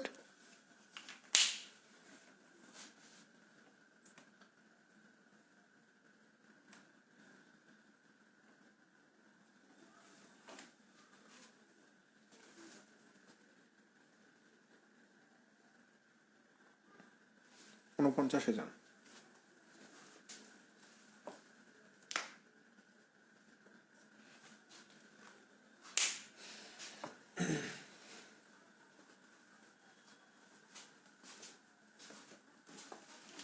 এখানে 49 কি বলতেছে এখানে যে by selling an article Michael earned a profit equal to 1/4 of the price he bought it. If he sold it for টাকা 375, what was the cost price? বলতেছে যে একটা জিনিস বিক্রি করলে মাইকেলের ক্রয় মূল্যের 1/4 লাভ হবে, এবং জিনিসটার বিক্রয় মূল্য যদি 375 টাকা হয় তাহলে ক্রয় মূল্য কত? সিম্পল হিসাব ভাই। দেখেন ফ্র্যাকশন খুব কার্যকর। এই যে এখানে বলছে যে 1/4, কার 1/4? বলতেছে যে আপনি একটা জিনিস বিক্রি করছেন, বিক্রি করে আপনার লাভ হয়েছে। একটা জিনিস আপনি বিক্রি করছেন, বিক্রি করে আপনার কি হয়েছে? লাভ হয়েছে। তো কত লাভ হয়েছে? প্রশ্নে বলতেছে যে ক্রয় মূল্যের 1/4, অর্থাৎ যে টাকা দিয়ে কিনছেন তার 4/1 আপনার লাভ হয়েছে। তো 4/1 যদি লাভ হয় তাহলে এই 4টাকে আমি কস্ট প্রাইস বলবো, আর এই 1টাকে আমি কি বলবো? প্রফিট বলবো না। কারণ প্রশ্নে তো স্পষ্ট বলছে যে একটা জিনিস বিক্রি করলে যেই লাভটা হবে সেই লাভ হচ্ছে ক্রয় মূল্যের 1/4। তার মানে ক্রয় মূল্যকে যদি আমি 4 ধরি, তাহলে এই যে একটাই আমার কি হবে? প্রফিট হবে। আর আমরা সবাই জানি যে ভাই কস্ট প্রাইসের সাথে প্রফিট যোগ দিলে সেলিং প্রাইস হয়। কস্ট প্রাইস 4 টাকা, প্রফিট 1 টাকা, সেলিং প্রাইস কত? 5 টাকা। তো আমাদের এখানে যেটা 5 টাকা প্রশ্নে, সেটাকে ওরা বলতেছে বিক্রয় মূল্য 375 টাকা। আমাকে বের করতে হবে কস্ট প্রাইস কত। তো কস্ট প্রাইস তো আমার 4 টাকা। তাহলে এই যে গুণন 4 ডিভাইডেড 5, 5 এখানে কত বার যাবে? 5 7 35, 2 5 5 25, 4 75 কত হয়ে যাবে? এই যে 300 টাকা। তার মানে এখানে আমার জিনিসটার যে ক্রয় মূল্য সেটা হচ্ছে 300 টাকা।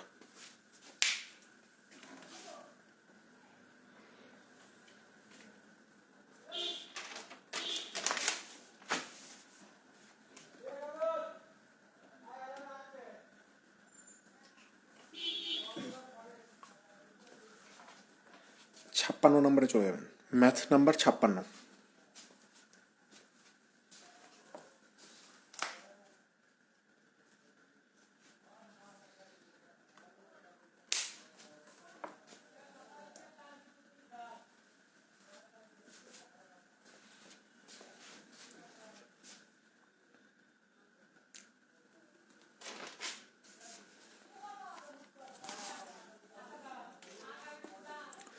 ছাপ্পান্নতে বলা হচ্ছে যে the profit earn by selling an article for taka 900 is double the loss incurred when the same article is sold for টাকা 450. At which price should the article be sold to make 25% profit?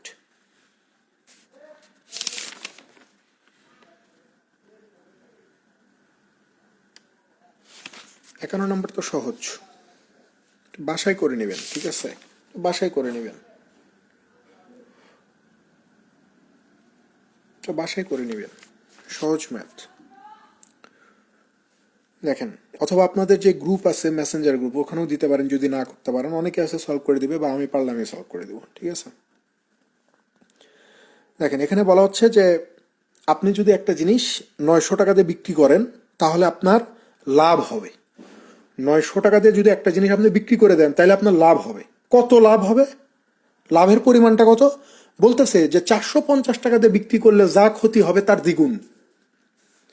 কথা বুঝছেন? কিন্তু এখানে বলতেছে যে 900 টাকায় একটা জিনিস বিক্রি করলে আপনার লাভ হবে। তো লাভের পরিমাণটা কত? বলতেছে যে 450 টাকায় বিক্রি করলে আপনার যা ক্ষতি হবে সেই ক্ষতির দ্বিগুণ হচ্ছে লাভের পরিমাণ, ঠিক আছে? তাহলে এখানে আমি যদি ধরে নেই ভাই, জাস্ট বুঝানোর জন্য আমি ধরেই নিচ্ছি যে যখন আমি 450 টাকা দিয়ে একটা জিনিস বিক্রি করতেছি তখন আমার ক্ষতি হবে কত টাকা? আমি ধরে নিচ্ছি যে আমার ক্ষতি হবে X টাকা। আর যখন আমি জিনিসটা 900 টাকা দিয়ে বিক্রি করতেছি তখন আমার লাভ হবে কত? লাভ হবে কত? এই যে যা ক্ষতি করছি, 450 টাকা দিয়ে বিক্রি করলে যত টাকা ক্ষতি করছি, 900 টাকায় বিক্রি করলে এই ক্ষতির দ্বিগুণ লাভ হবে। তাহলে ক্ষতি হয়েছে X টাকা, তাহলে X এর দ্বিগুণ কত? এই 2X টাকা আমার লাভ হবে। কথা কি বুঝে আসছে ভাই? কথা কি বুঝে আসছে? প্রশ্নে বলতেছে যে 900 টাকা দিয়ে বিক্রি করলে আপনার লাভ হবে। কত লাভ হবে? বলতেছে যে 450 টাকায় বিক্রি করলে আপনার যা ক্ষতি হয় তার দ্বিগুণ লাভ হবে। তার মানে 450 টাকায় বিক্রি করলে যদি আমার X টাকা ক্ষতি হয়, তাহলে 900 টাকায় বিক্রি করলে আমার লাভ হবে কত? এই যে যা ক্ষতি হয়েছে তার দ্বিগুণ, অর্থাৎ 2X হবে। বোঝেন না বিষয়টা? এখন আসেন, এই প্রশ্নটাকে আমরা খুব ইজিলি এইভাবে সমাধান করতে পারি। মানে অন্য কোনো দিকে না, অন্য কোনো সমীকরণ সাজানো, জাস্ট আমাদের বাস্তবতা নিরিখে সমাধান করতে পারি। দেখেন, বলতেছে যে 900 টাকায় বিক্রি করলে লাভ হবে। লাভ কখন হয়? যখন সেলিং প্রাইস কস্ট প্রাইসের চেয়ে বড় হয়। তাহলে এই যে 900 হচ্ছে আমার সেলিং প্রাইস, কস্ট প্রাইস কত এটা কিন্তু আমার জানা নাই। তাহলে কস্ট প্রাইসকে আমি সিপি ধরে নিচ্ছি। তাহলে এই সেলিং প্রাইস থেকে কস্ট প্রাইস বাদ দিলে এখানে আমার লাভ হবে।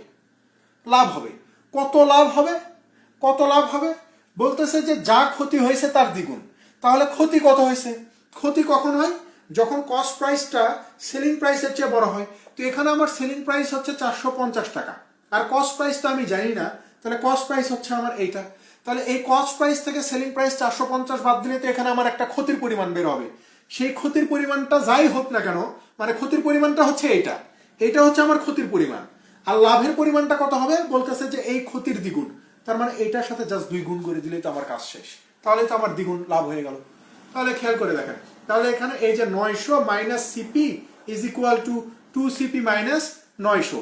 তাহলে 2 সিপি আর সিপি মিলে কত হয়ে যাচ্ছে? 3 সিপি। 900 আর 900 মিলে হচ্ছে 1800, তাহলে কস্ট প্রাইস জানতে চাইছে, কস্ট প্রাইস কত হবে 600। প্রশ্নে এখন জিজ্ঞাসা করছে যে কস্ট প্রাইস 600, এইটা 25% লাভে বিক্রয় মূল্যটা কত সেটা দেখাও। 25% লাভে বিক্রয় মূল্য কত? তো 600 25% কত হবে? 600 25% হচ্ছে 150 টাকা। তার মানে 600 টাকার উপরে 150 টাকা লাভে আমার বিক্রয় মূল্য কত? এই যে 750 টাকা।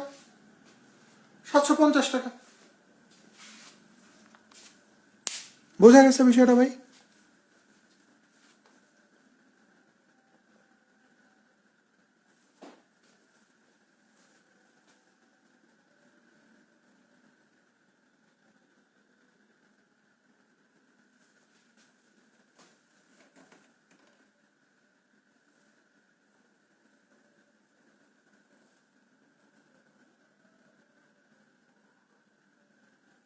দেখেন 57 নাম্বার, দেখেন 57 নাম্বারটাও মানে এই টাইপের একটা ম্যাথ আসছে এই যে ব্যাংকের পরীক্ষায়, ঠিক আছে, সেম টাইপের 57।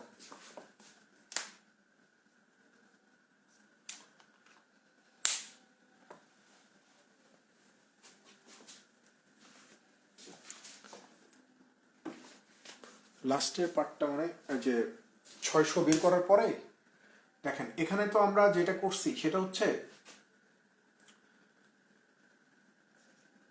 Selling price minus cost price সমান সমান কি প্রফিট, তাই না? প্রফিট হবে। তো প্রফিটটা কার সমান হবে? এই প্রফিটটা কার সমান হবে? প্রশ্নে বলতেছে যে 450 টাকায় বিক্রি করলে যা ক্ষতি হবে তার সমান মানে তার দ্বিগুণ হচ্ছে প্রফিট। তাহলে ক্ষতি কখন হয়? আমরা জানি যে যখন কস্ট প্রাইসটা সেলিং প্রাইসের চেয়ে বড় হয়ে যায় তখন ক্ষতি হবে। তাহলে এই যে আমার ক্ষতিটা হচ্ছে, এই ক্ষতির দ্বিগুণ হচ্ছে আমার কি লাভ। ঠিক আছে, কথা বুঝছেন যে এখানে লাভ আমার কিভাবে হয়? সেলিং প্রাইস থেকে কস্ট প্রাইস বাদ দিলে আমার লাভ হয়। তো লাভের পরিমাণটা কত? লাভের পরিমাণটা হচ্ছে যা ক্ষতি হয়েছে তার দ্বিগুণ, মানে ক্ষতির দ্বিগুণ হচ্ছে আমার লাভের পরিমাণ। তাহলে এখানে প্রথম অংশে যখন আমার লাভ হচ্ছে তখন সেলিং প্রাইস ছিল 900 টাকা, কস্ট প্রাইস কত জানি না, ধরে নিচ্ছি কস্ট প্রাইস সিপি টাকা। এখন দেখেন এই যে দ্বিগুণ বলতেছে যে ক্ষতি হবে কত টাকায় বিক্রি করলে 450 টাকা। তার মানে এই পাশে সেলিং প্রাইস 450, কস্ট প্রাইস কত জানি না, কস্ট প্রাইস হচ্ছে আমার এইটা। তাহলে এটা আমার ক্ষতি না, এই ক্ষতির দ্বিগুণ ক্ষতি হচ্ছে আমার এই লাভের পরিমাণটা। জাস্ট এটা সলভ করছি। এই যে 900 minus CP is equal to 2 আর সিপি গুণ করলে 2 সিপি মাইনাস হচ্ছে 450 আর 2 900। এখন দেখেন খেয়াল করেন এই 900-কে এই পাশে নিয়ে আসছি, তাহলে 900 আর 900 কত হয়ে যায়? 1800 হয়ে যায়। এই সিপিটাকে এই পাশে নিয়ে গেছি, 2 সিপি আর 1 সিপি মিলে কত হয়ে যায়? 3 সিপি হয়ে যায় না? তাহলে এখানে সিপি মানে কস্ট প্রাইস কত হচ্ছে? এই যে 3 600 1800, তার মানে হচ্ছে কস্ট প্রাইস 600। প্রশ্নে বলতেছে যে 25% লাভে বিক্রয় মূল্যটা কত? অর্থাৎ এই 600 টাকার জিনিসের উপরে যদি আপনি 25% লাভ করেন তাহলে আপনার সেলিং প্রাইসটা কত হবে? তো 600-র 25% কত? 600-র 25% হচ্ছে আপনার 150 টাকা। 150 টাকা, তার মানে 600-র উপরে আমি আরো যদি 150 টাকা লাভ করি তাহলে আমার সেলিং প্রাইসটা কত হবে? এই যে 750 টাকা হবে। ঠিক আছে,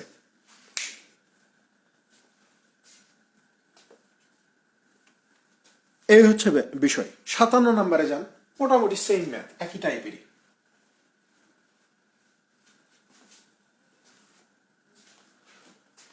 57 নম্বরে বলা হচ্ছে যে the percentage profit earn by selling an article for taka 1920 is equal to the percentage loss incurred by selling the same article for taka 1280। At what price should the article be sold to make 25% profit? বলতেছে যে আপনি যদি একটা জিনিস 1920 টাকাতে বিক্রি করেন তাহলে আপনার যে টাকা লাভ হবে সেই লাভের পরিমাণটা কি হবে? বলতেছে যে 1280 টাকায় একই জিনিস বিক্রি করলে যা ক্ষতি হয় তার সমান। অর্থাৎ 1280 টাকা দিয়ে বিক্রি করলে আপনি যে টাকা ক্ষতি করবেন 1920 টাকা দিয়ে বিক্রি করলে ঠিক সম পরিমাণ আপনি লাভ করতে পারবেন। ধরে নেন, কথার কথা বলতেছি আর কি, 1920 টাকা দিয়ে একটা জিনিস বিক্রি করে ধরে নেন যে আপনার 100 টাকা লাভ হয়েছে। 1920 টাকা দিয়ে একটা জিনিস বিক্রি করে ধরে নেন যে আপনার 100 টাকা লাভ হয়েছে। তো ওই একই জিনিসকে যদি আপনি 1280 টাকা দিয়ে বিক্রি করেন তাহলে বলতেছে যে সম পরিমাণ মানে লাভ যা হয়েছে ক্ষতিও ঠিক তাই হবে, অর্থাৎ 100 টাকায় আপনার ক্ষতি হয়ে যাবে। অর্থাৎ এখানে লাভ করছেন যত টাকা আর ক্ষতি হয়েছে যত টাকা, এই দুইটার অ্যামাউন্ট হচ্ছে সমান। 1920 টাকা বিক্রি করলে যদি আপনার 100 টাকা লাভ হয়, তাহলে 1280 টাকায় বিক্রি করলে আপনার 100 টাকা ক্ষতি হবে। বিষয়টা হচ্ছে এটা। তাহলে খেয়াল করেন, আমি কিছুক্ষণ আগেই বলছি যে লাভ কিভাবে হয়, যখন সেলিং প্রাইসটা কস্ট প্রাইসের চেয়ে বড় হবে। তো প্রথমে বলতেছে যে 1920 টাকায় বিক্রি করলে আমার লাভ হবে, তাহলে 1920 সেলিং প্রাইস, কস্ট প্রাইস কত জানা নাই, কস্ট প্রাইসকে সিপি ধরে নিচ্ছি, সমান সমান লাভ হবে। লাভটা কত? ক্ষতির সমান। ক্ষতি কত বলতেছে যে 1280 টাকায় বিক্রি করলে যা ক্ষতি হয়, তার মানে ক্ষতি কাকে বলে? যে যখন কস্ট প্রাইসটা সেলিং প্রাইসের চেয়ে বেশি হবে তখন আমার ক্ষতি হয়ে যাবে। তাহলে এখন একটু খেয়াল করেন, 1920-এর সাথে 1280 যোগ হয়ে যাবে না? 1920 আর 80 কত? 2000, 2000, 3000 অর্থাৎ 3200 টাকা। 3200 টাকা। এই সিপি আর এই সিপি মিলে কত? 2 সিপি হবে না? 2 সিপি হবে। তাহলে এখানে সিপি সমান সমান কত হয়ে যাবে? 2, এখানে কতবার যাবে? 1600 বার। তার মানে 1600 টাকা। কস্ট প্রাইস কত? 1600। এখন বলতেছে যে 25% লাভে বিক্রয় মূল্য কত সেটা দেখান। তাহলে 1600-র ওপরে আমি যদি 25% লাভ করতে চাই, 1600-র 25% হচ্ছে আপনার 400 টাকা। 1600-র 25% কত? 400 টাকা। তাহলে 1600-র সাথে এই 400 যোগ করে দিলে আমি পাবো কত? 2000 টাকা, যেটাই হচ্ছে আমার সেলিং প্রাইস। ঠিক আছে?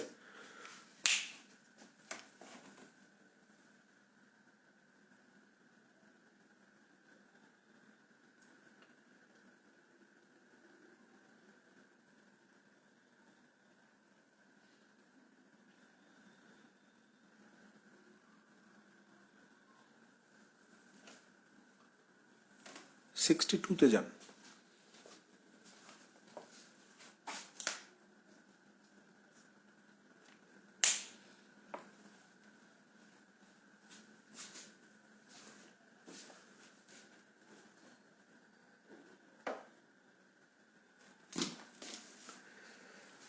দেখেন 62-তে কি বলতেছে যে এ wholesaler buys 20 pence at the mark price of 16 pence to a retailer. The retailer in turn sells them at the mark price. Determine the gain or percent to the retailer. Gain or loss percent to the retailer. এখানে বলা হচ্ছে যে একজন পাইকারি বিক্রেতা 20টি কলম কিনবে 16টি কলমের লিখিত মূল্যের দামে, অর্থাৎ 16টা কলমের যে লিখিত মূল্য সেই দামে পাইকারি বিক্রেতা 20টা কলম কিনবে।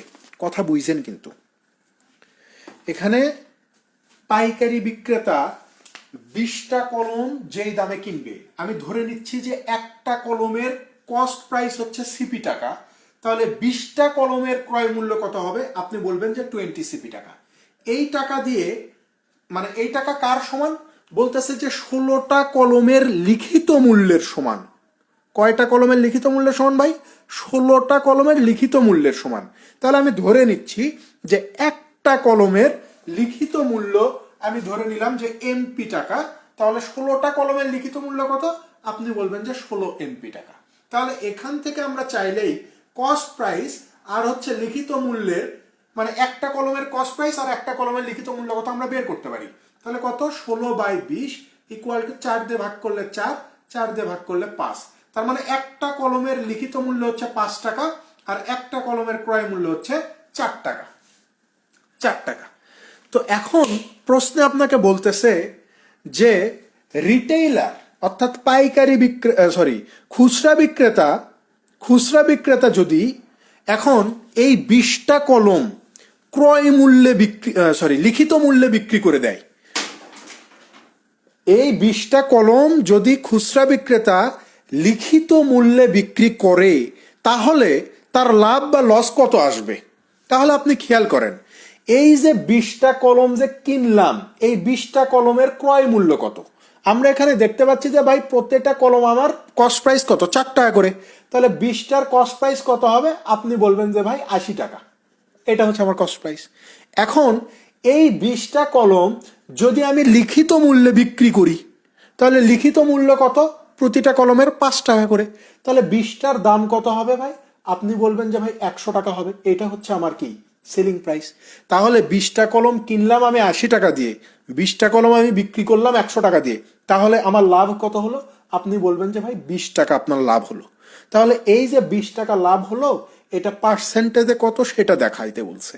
তাহলে 20 টাকা আমি লাভ করছি, এই যে কস্ট প্রাইস 80-র উপরে গুণন হচ্ছে 100, এটার ভিতরে 4 বার, 4 100-র ভিতরে 25 বার, তার মানে 25% লাভ হবে। এখানে লাভ কত? 25%। এটাই উত্তর।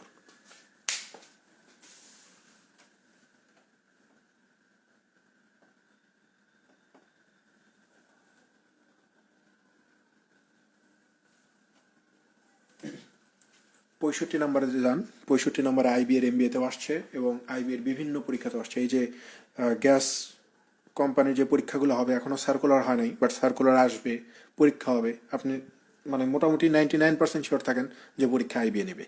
সো আইবিএ যখন জবের পরীক্ষা নেবে, তো আইবিএ এর আগে যে পরীক্ষাগুলো নিছে, অনেক পরীক্ষা নিছে, বেসরকারি ব্যাংকের অনেক পরীক্ষা নিছে, এই তেল গ্যাস কোম্পানি বা অন্যান্য অনেক পরীক্ষা নিছে। এই প্রশ্নগুলো সলভ করা আপনার জন্য ফরজ, আপনাকে সলভ করতেই হবে। 65-এ যান।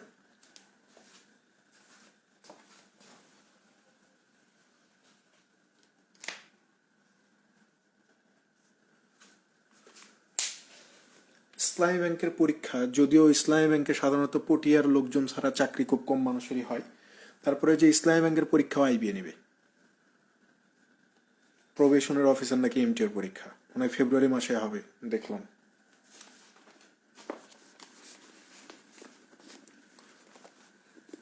দেখেন 65-তে বলা হচ্ছে যে the cost price of 20 articles is the same as the selling price of X articles. If the profit is 25%, then the value of X each. বলা হচ্ছে যে 20টা পণ্যের ক্রয় মূল্য সমান সমান 20টা পণ্যের ক্রয় মূল্য এক্সটি পণ্যের বিক্রয় মূল্যের সমান। যদি 25% লাভ হয় তাহলে এক্স এর ভ্যালুটা কত হবে? যা আছে ওই যে একদম খেয়াল করে দেখেন, প্রথম অঙ্ক যেভাবে করছিলাম ঠিক ওইভাবে করব। প্রথম অঙ্ক, আজকের ক্লাসের প্রথম অঙ্ক যেভাবে করছিলাম।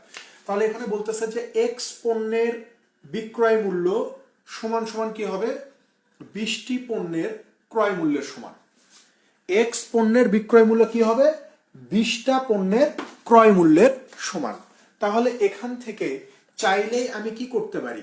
সেলিং প্রাইস আর কস্ট প্রাইসটা বের করতে পারি, 20/x। এবং আমাকে বলতেছে যে এক্স এর মানটা কত, এইটা বের করো। তো এক্স এর মান আমি খুব ইজিলি বের করতে পারবো, কারণ আমাকে বলছে যে এখান থেকে আমার 25% লাভ হবে।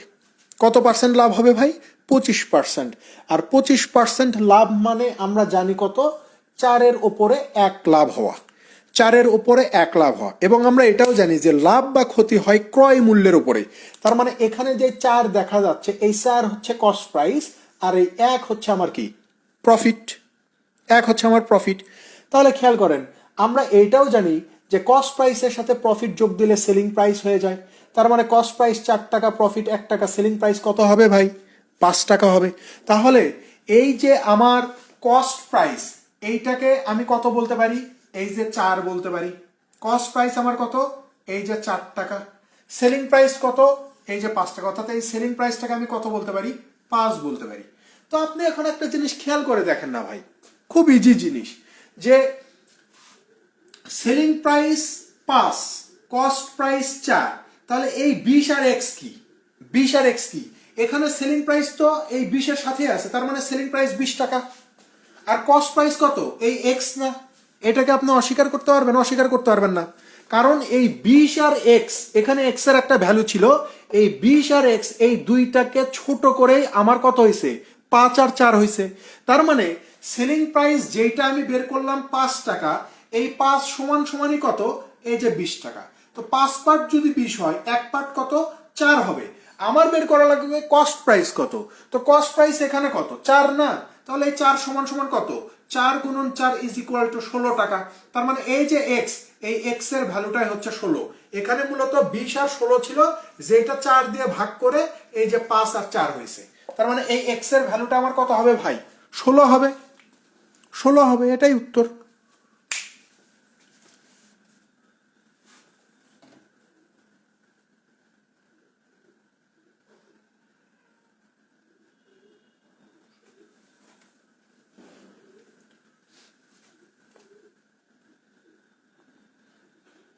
সিক্সটি এইটে যান।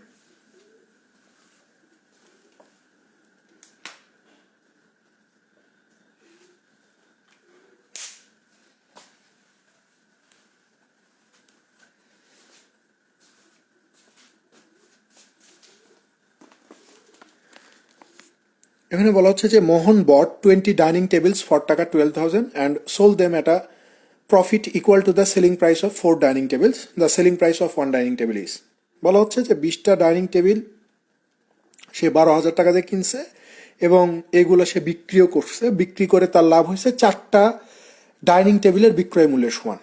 অর্থাৎ 20টা ডাইনিং টেবিল 12,000 টাকা দিয়ে কিনছে, কিনে সে এগুলো বিক্রি করছে, বিক্রি করার পর তার লাভ হয়েছে কত? 4টা ডাইনিং টেবিলের বিক্রয় মূল্যের সমান।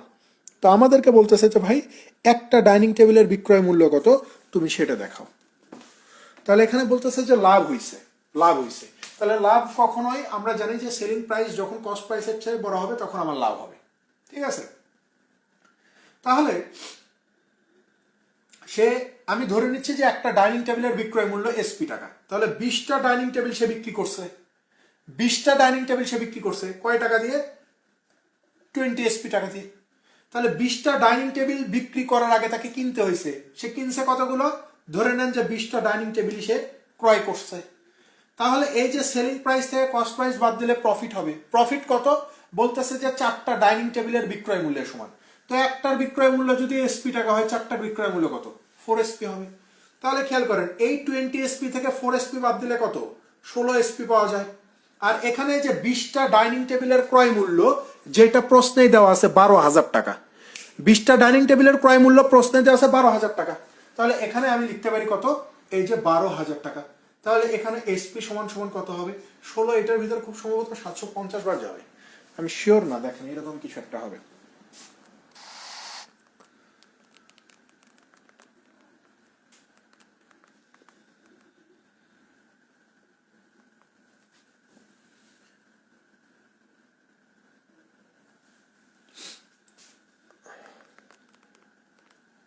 বারো হাজার ভাগ 16, হ্যাঁ 750।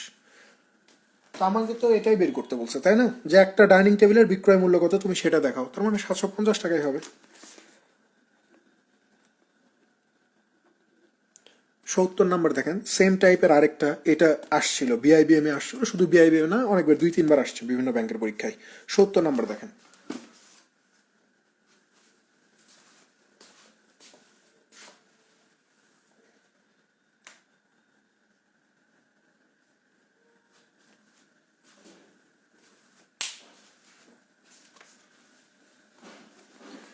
সত্তরে বলা হচ্ছে যে অন সেলিং 17 বলস at taka 720 there is a loss equal to the cost price of 5 balls, the cost price of a ball is. বলতেছে যে 17টা বল 720 টাকায় বিক্রি করলে তার ক্ষতি হবে। কি পরিমাণ ক্ষতি হবে? বলতেছে যে 5টা বলের ক্রয় মূল্যের সমান আমার ক্ষতি হবে, the cost price of a বল। তাহলে একটা বলের ক্রয় মূল্য কত সেটা দেখান। তাহলে দেখেন এখানে বলতেছে যে ক্ষতি হয়ে যাবে, ক্ষতি হবে। তাহলে ক্ষতি কখন হয়?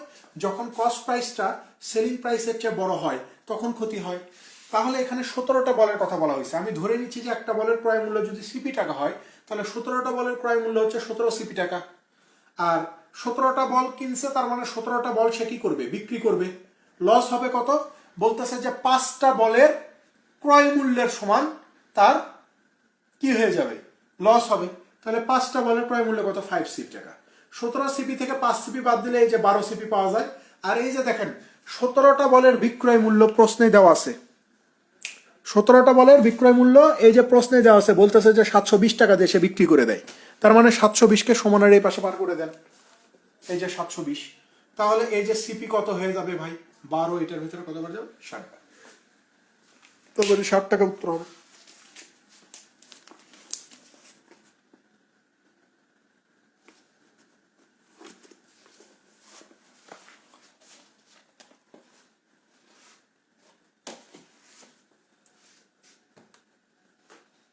এই হচ্ছে আজকের পড়াশোনা। আমরা 20টা করে করব টার্গেট নিয়েছি, তো আজকে চাইলে আরো বেশ কিছু করানো যায়, কিন্তু আরো বেশ কিছু করালে তখন ক্লাসের সংখ্যা কমে যাবে, তখন আবার ওইটা নিয়ে প্যান প্যান করবেন, ঠিক আছে? সো আমরা ক্লাস ওয়াইজ আগাই, যা হয় হোক।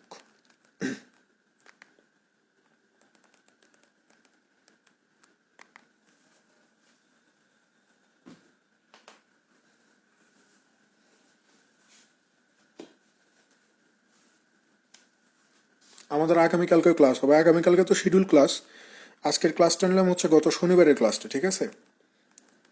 আগামীকালকেও ক্লাস হবে, আর আগামীকালকে প্রফিট লসের দ্বিতীয় পার্টটা দেখব।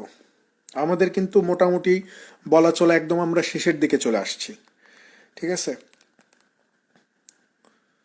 কারণ এরপরে সিম্পল ইন্টারেস্ট খুবই সহজ একটা অধ্যায়। সিম্পল ইন্টারেস্ট, কম্পাউন্ড ইন্টারেস্ট দুইটাই সহজ। অ্যালজেব্রার পার্টটা পুরোটাই সহজ হবে, ঠিক আছে? সিম্পলিফিকেশনে আর নতুন করে কোনো কিছু দেখাইতে হবে না বা নতুন করে কোনো কিছু শিখতে হবে না। সিম্পলিফিকেশনে আমি জাস্ট একটা জিনিস দেখাবো আপনাদেরকে, সেটা হচ্ছে মানে সিম্পলিফিকেশন আমাদের এই আগারওয়ালের বইয়ে অনেকগুলো অধ্যায় মিলে একটা সিম্পলিফিকেশন করছে। ওর মধ্যে ফ্র্যাকশন আছে, ভেন ডায়াগ্রামের ম্যাথ আছে, ইকুয়েশন ফর্ম করার ম্যাথ আছে। সো আমরা এই তিনটা থেকে আমরা কিছু কিছু করে ম্যাথ নিছি, ঠিক আছে? সো ওখানে শেখার মতো ভেন ডায়াগ্রাম, তাও এটা 3 সেট 2 সেট, এটা এক সূত্র দিয়ে কাভার হয়ে যাবে। আর ইকুয়েশনের যে ম্যাথগুলা, ধরেন যে প্রিলিমিনারি পরীক্ষায় আসলে তো আপনার ইকুয়েশন ধরার দরকার নাই, ইকুয়েশন করার দরকার নাই আপনার, তাই না? আপনি প্রশ্নের অপশন থেকে আনসার চেক করে আপনি আনসার বের করে দিয়ে আসবেন। তারপর আমি দুইটাই দেখাবো ইকুয়েশন কিভাবে ফর্ম করতে হয়। আমার মনে হয় না যে আমরা মোটামুটি যে ক্লাসগুলো করছি, এই ক্লাসগুলো করার পরে ইকুয়েশন তৈরি করতে আপনার কোনো সমস্যা হবে। কারণ আপনি যদি একটা জিনিস ভালো মতো বুঝতে পারেন যে আসলে বিষয়টা কি হচ্ছে, কিভাবে হচ্ছে, এই জিনিসটা যদি বোঝা যায়, তাহলে আপনি অটো ইকুয়েশন তৈরি করতে পারবেন, ঠিক আছে? তারপরে সাইকেল 2-তে তো আমরা দেখবই, আরও বেশ কিছু বিষয় আশয় আছে, এগুলো দেখবো। যদিও আমাদের বলা চলে যে হ্যাঁ, সাইকেল 3-তে মেনসুরেশন তো আলাদা কোনো কিছু না। আমি যখন আপনাকে জ্যামিতির মানে আর মেনসুরেশন নামে আগারওয়ালের বইয়ে কোনো ইয়ে নাই, অধ্যায় নাই, ঠিক আছে? মেনসুরেশন নামে আগারওয়ালের বইয়ে কোনো অধ্যায় নাই। ইভেন এরা জ্যামিতির পার্টটাকে এরিয়া আর হচ্ছে আপনার ভলিউম অ্যান্ড সারফেস এরিয়া, এই দুইটা পার্টে ইয়ে করছে। ভলিউম অ্যান্ড সারফেস এরিয়াতে আপনার 3 ডাইমেনশনাল গুলো দেওয়া আছে, আর এরিয়ার ম্যাথগুলোতে আপনার 2 ডাইমেনশনাল। মূল কথা হচ্ছে আমি যখন আপনাকে কোণের ম্যাথ দেখাবো, ত্রিভুজ দেখাবো, চতুর্ভুজ দেখাবো, আয়তক্ষেত্র দেখাবো, ঠিক আছে, সরি কি বলে, বৃত্ত দেখাবো, তখন আপনার মেনসুরেশন অটো হয়ে যাবে। মেনসুরেশন তো আলাদা করে কোনো কিছু না। মেনসুরেশনের প্রশ্ন তো তৈরি হয়েছে এইভাবে। মেনসুরেশনের ম্যাক্সিমাম প্রশ্ন হচ্ছে আপনার রিক্ট্যাঙ্গেল রিলেটেড, স্কোয়ার রিলেটেড, ঠিক আছে, ম্যাক্সিমাম প্রশ্ন। সো আমি যখন জ্যামিতির এই পার্টগুলো আমি যখন আপনাকে দেখায় দিব, তখন মেনসুরেশন আপনি অটো পারবেন। এটা হচ্ছে মেইন কথা। এবং আপনি এটা মানে ইয়ে থাকেন, সেটা হচ্ছে যে আমরা অযথাই ভয় করি, এবং কিছু মানুষ এখন নতুন বেরোইছে যারা স্টুডেন্টদের মনে জাস্ট একটা শঙ্কা সৃষ্টি করার মানে একটা ত্রাস সৃষ্টি করতেছে, আর কিছুই না, একটা ত্রাস সৃষ্টি করে অনেক কিছু ভেবে বসে থাকতেছে। কিছুই না, আপনি নিজে নিজে প্রশ্নগুলো একটু অ্যানালাইসিস করবেন, মানুষের কথায় বিশ্বাস করবেন না।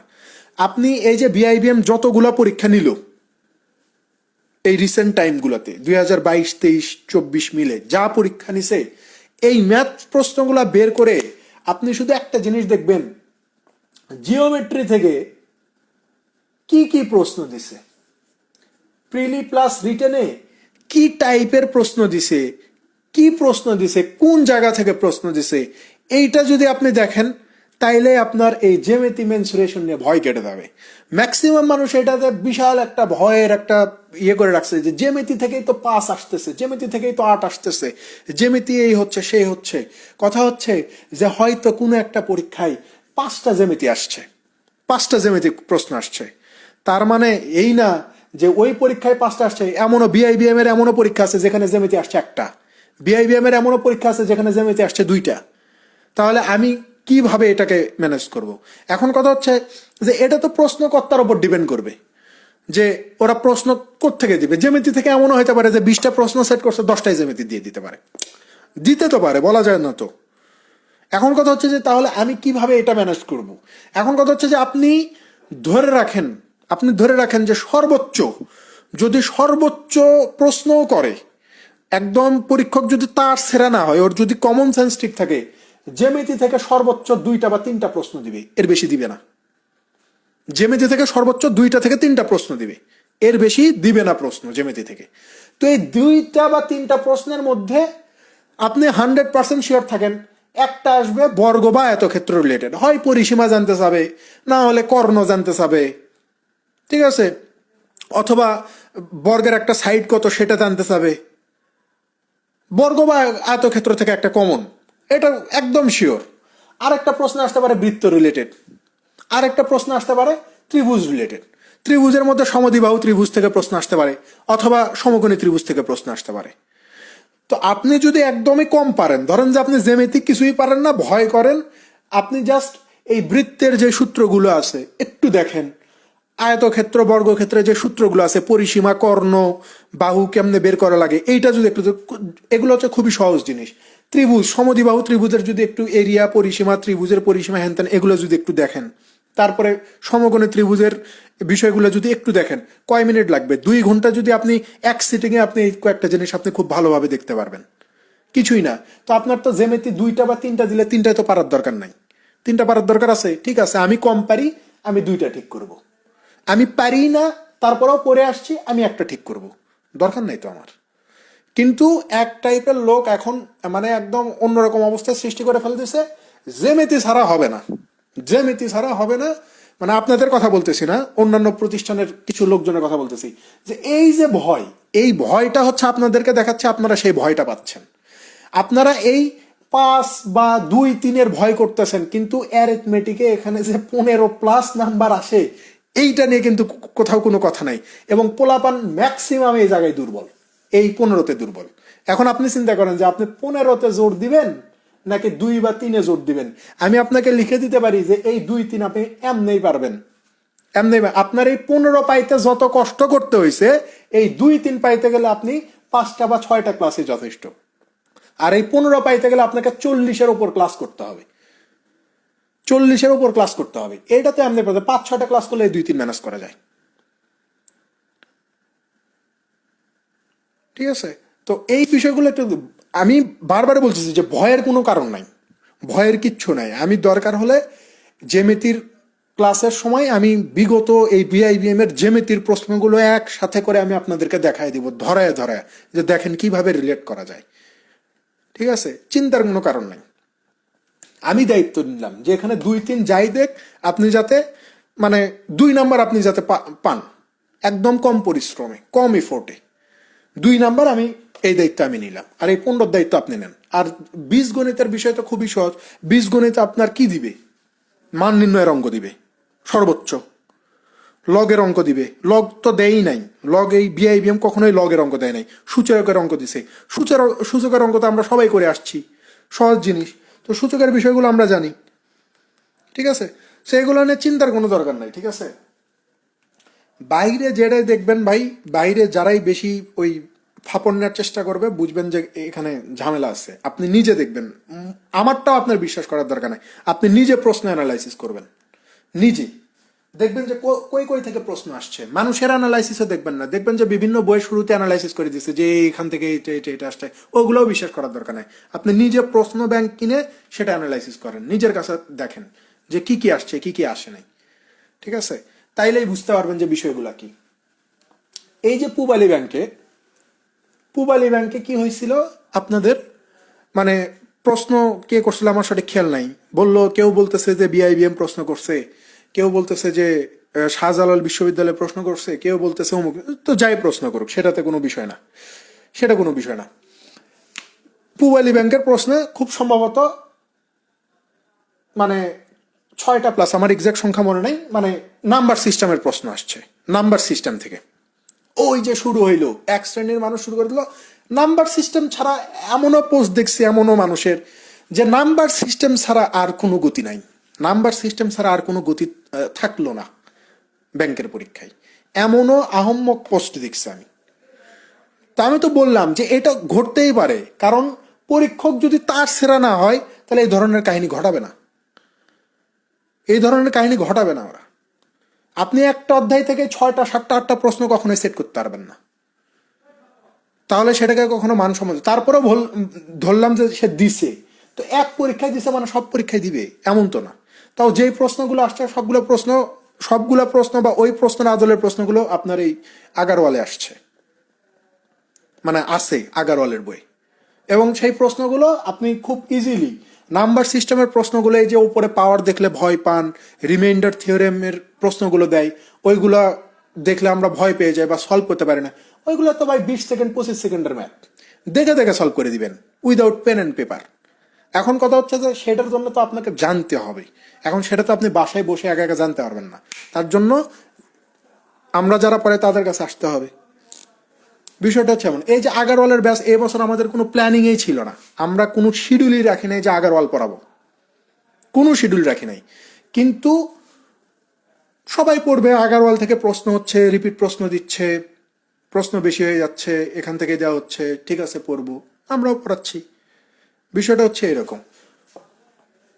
এই যে এখন আইবিএ পরীক্ষা নিবে না, দেখবেন যে আপনাদের হয়তো সাইকেল 3টা আল্লাহর রহমতে যত তাড়াতাড়ি শেষ করতে পারবে, এরপর আমি আইবিএর একটা কোর্স নিয়ে আসবো। কারণ স্টুডেন্ট ওইটার জন্য এখন প্রেশার দিচ্ছে যে ভাই গ্যাসের পরীক্ষা আইবিএ নিবে, আসলেই পরীক্ষা আইবিএ নিবে, আসলেই পরীক্ষায় নিবে, আইবিএ নিবে। এবং আমরা কাজও শুরু করে দিয়েছি, আমরা 1000 প্রশ্ন সলভ করাবো আইবিএর, 1000 ম্যাথ প্রশ্ন সলভ করাবো, 1000 ইংরেজি প্রশ্ন সলভ করাবো। এটা আইবিএর ব্যাংকের প্রশ্ন থেকে, মানে যে ব্যাংকের পরীক্ষাগুলো ওরা নিছে, জবের পরীক্ষাগুলো নিছে, বিবিএ এমবিএ এর অ্যাডমিশন টেস্টের প্রশ্ন থেকে 1000 ম্যাথ প্রশ্ন, 1000 ইংরেজি প্রশ্ন সলভ করাবো। এই প্রশ্ন বাসের কাজ অলরেডি আমরা শুরু করে দিছি। ঠিক আছে, এটা আপনারা করতে চাচ্ছেন, আমরা করাবো, করলে উপকার হবে, আপনি অনেক কিছু দেখতে পারবেন। যে অনেক কিছু মানে জানার তো শেষ নাই, বাট আপনাকে মানে আমাদের উদ্দেশ্যটা হচ্ছে যে আপনাকে জিনিসটা জাস্ট ধরায় দেওয়া, যে প্যাটার্নগুলো জাস্ট রিলেট করে দেওয়া, যে সেম প্যাটার্নে আসবে, এগুলোই আসবে, ঘুরায়া আর ফিরায়া, আর কিছুই না। কিন্তু ভয়, আমি বারবার বলতেছি যে ভয় পাবেন না। যেমন দেখেন আইবিএ অনেক কঠিন প্রশ্ন করে, কিন্তু আপনি আইবিএর জবের প্রশ্নগুলো বা প্রাইভেট ব্যাংকের প্রশ্নগুলো খুঁজে দেখবেন, প্রবাবিলিটি, পারমুটেশন কম্বিনেশন থেকে, কম্পাউন্ড ইন্টারেস্ট থেকে কোনো প্রশ্ন ওরা করে না, খুব কম। হয়তো দেখা যাচ্ছে যে 10টা পরীক্ষা, যদি 10টা পরীক্ষার প্রশ্ন যদি আপনি অ্যানালাইসিস করেন, তাহলে দেখবেন যে হয়তো 2টা পরীক্ষায় তারা প্রবাবিলিটি বা কম্পাউন্ড ইন্টারেস্ট থেকে ম্যাথ দিছে। 10টা পরীক্ষার প্রশ্ন বিশ্লেষণ করলে দেখা যাবে যে প্রবাবিলিটি, পারমুটেশন কম্বিনেশন থেকে হয়তো 2টা পরীক্ষায় দিছে, তাও একদম এলিমেন্টারি পর্যায়ের, একদম সহজ বেসিক লেভেলের প্রশ্নগুলো দিছে প্রবাবিলিটি থেকে। কারণ আইবিএ জানে, আইবিএ এটা জানে, আইবিএ এর অ্যাডমিশন টেস্টেও প্রবাবিলিটি, পারমুটেশন কম্বিনেশনের অ্যাডভান্স লেভেলের ম্যাথ ওরা দেয় না। কারণ ওরা জানে যে কম সময়ে এই প্যাচার ম্যাথগুলো ওরা পারবে না। ঠিক আছে, বা কম্পাউন্ড ইন্টারেস্টের আমি ব্যাংকের একটা প্রশ্ন দেখছিলাম, সেখানে আইবিএর ওই কম্পাউন্ড ইন্টারেস্টের প্রশ্নটা এমন যে ওটা পরীক্ষার হলে বসে ক্যালকুলেটর ছাড়া সমাধান করা একটু কঠিনই হয়ে যায়। এখন এগুলো হচ্ছে এক একটা ট্র্যাপ। প্রশ্নকর্তারা বা যারা পরীক্ষা নেয় তারা কি চায়, আমরা নাম্বার মানে মেজরিটি সংখ্যাকে আমরা বাদ দিয়ে দিব। ধরেন যে একটা পরীক্ষায় মানুষ নিবে মাত্র 100 জন, বাংলাদেশ ব্যাংকের কথাই ধরেন 100 জন মানুষ নিবে, আমরা পরীক্ষা দিই 1.5 লাখ, পরীক্ষা দিই 1.5 লাখ। তো যারা প্রশ্ন করে তাদের চিন্তা থাকে যে 1.5 লাখ থেকে ওরা 100তে কিভাবে নিয়ে আসবে। তো এই রকম 1.5 লাখ, 1.5 লাখের ভিতরে 100 রেখে বাদ বাকি গুলোকে বাদ দিতে গেলে তো আপনার সবগুলো প্রশ্ন কঠিন করার দরকার নাই, 2-4টা আপনাকে ট্র্যাপ দিবে, ওই ট্র্যাপে আপনি ফেসে যাবেন। ঠিক আছে, ওই ট্র্যাপে ফেসেই এখান থেকে মনে করেন 1.5 লাখের মধ্যে পাশ করায় কত, ধরলাম যে প্রিলিমিনারিতে 3,500 পাশ করায়, তার মানে কি 1,47,000 বা 1,46,000 এখানেই বাদ, 3500 মানুষকে পাশ করাচ্ছে। তারপর লিখিততে আর একটু কিছু ট্র্যাপ দিয়ে এখান থেকে 2500কে বাদ দিয়ে 1000 টিকাচ্ছে। তারপরে 1000 থেকে ধরে নেন যে 100 জন ওরা নিচ্ছে। এই ট্র্যাপগুলো বুঝতে হবে। তো যাই হোক, এগুলো অনেক কথা, এগুলো না বলি, এগুলো বললে অনেকেই খারাপ ভাবে, ঠিক আছে, কিন্তু না বললেও হয় না। একটা জিনিস অলওয়েজ মাথায় রাখবেন, সেটা হচ্ছে চাকরি পাওয়ার জন্য সবকিছু জানার দরকার নাই, সবকিছু পারারও দরকার নাই। যতটুকু লাগবে আপনি এতটুকুই বারবার রিভিশন করেন, দেখবেন যে আপনার কাজ হয়ে গেছে। এই যে আপনারা দেখবেন যে বিসিএস এর যখন নাম্বার ইয়ে বের হয় না, মানে মার্কশিট বের হয়, তো বিসিএস এর লিখিত পরীক্ষার মার্কশিট পাওয়া যায় না, অনেকেই শেয়ার করে। তো ওখানে দেখবেন, আমি দেখছিলাম একটা স্টুডেন্টের ইংলিশের নাম্বার দেখছিলাম, যে ইংলিশে খুব খারাপ করছে, তারপরে সে শিক্ষা ক্যাডার পাইছে।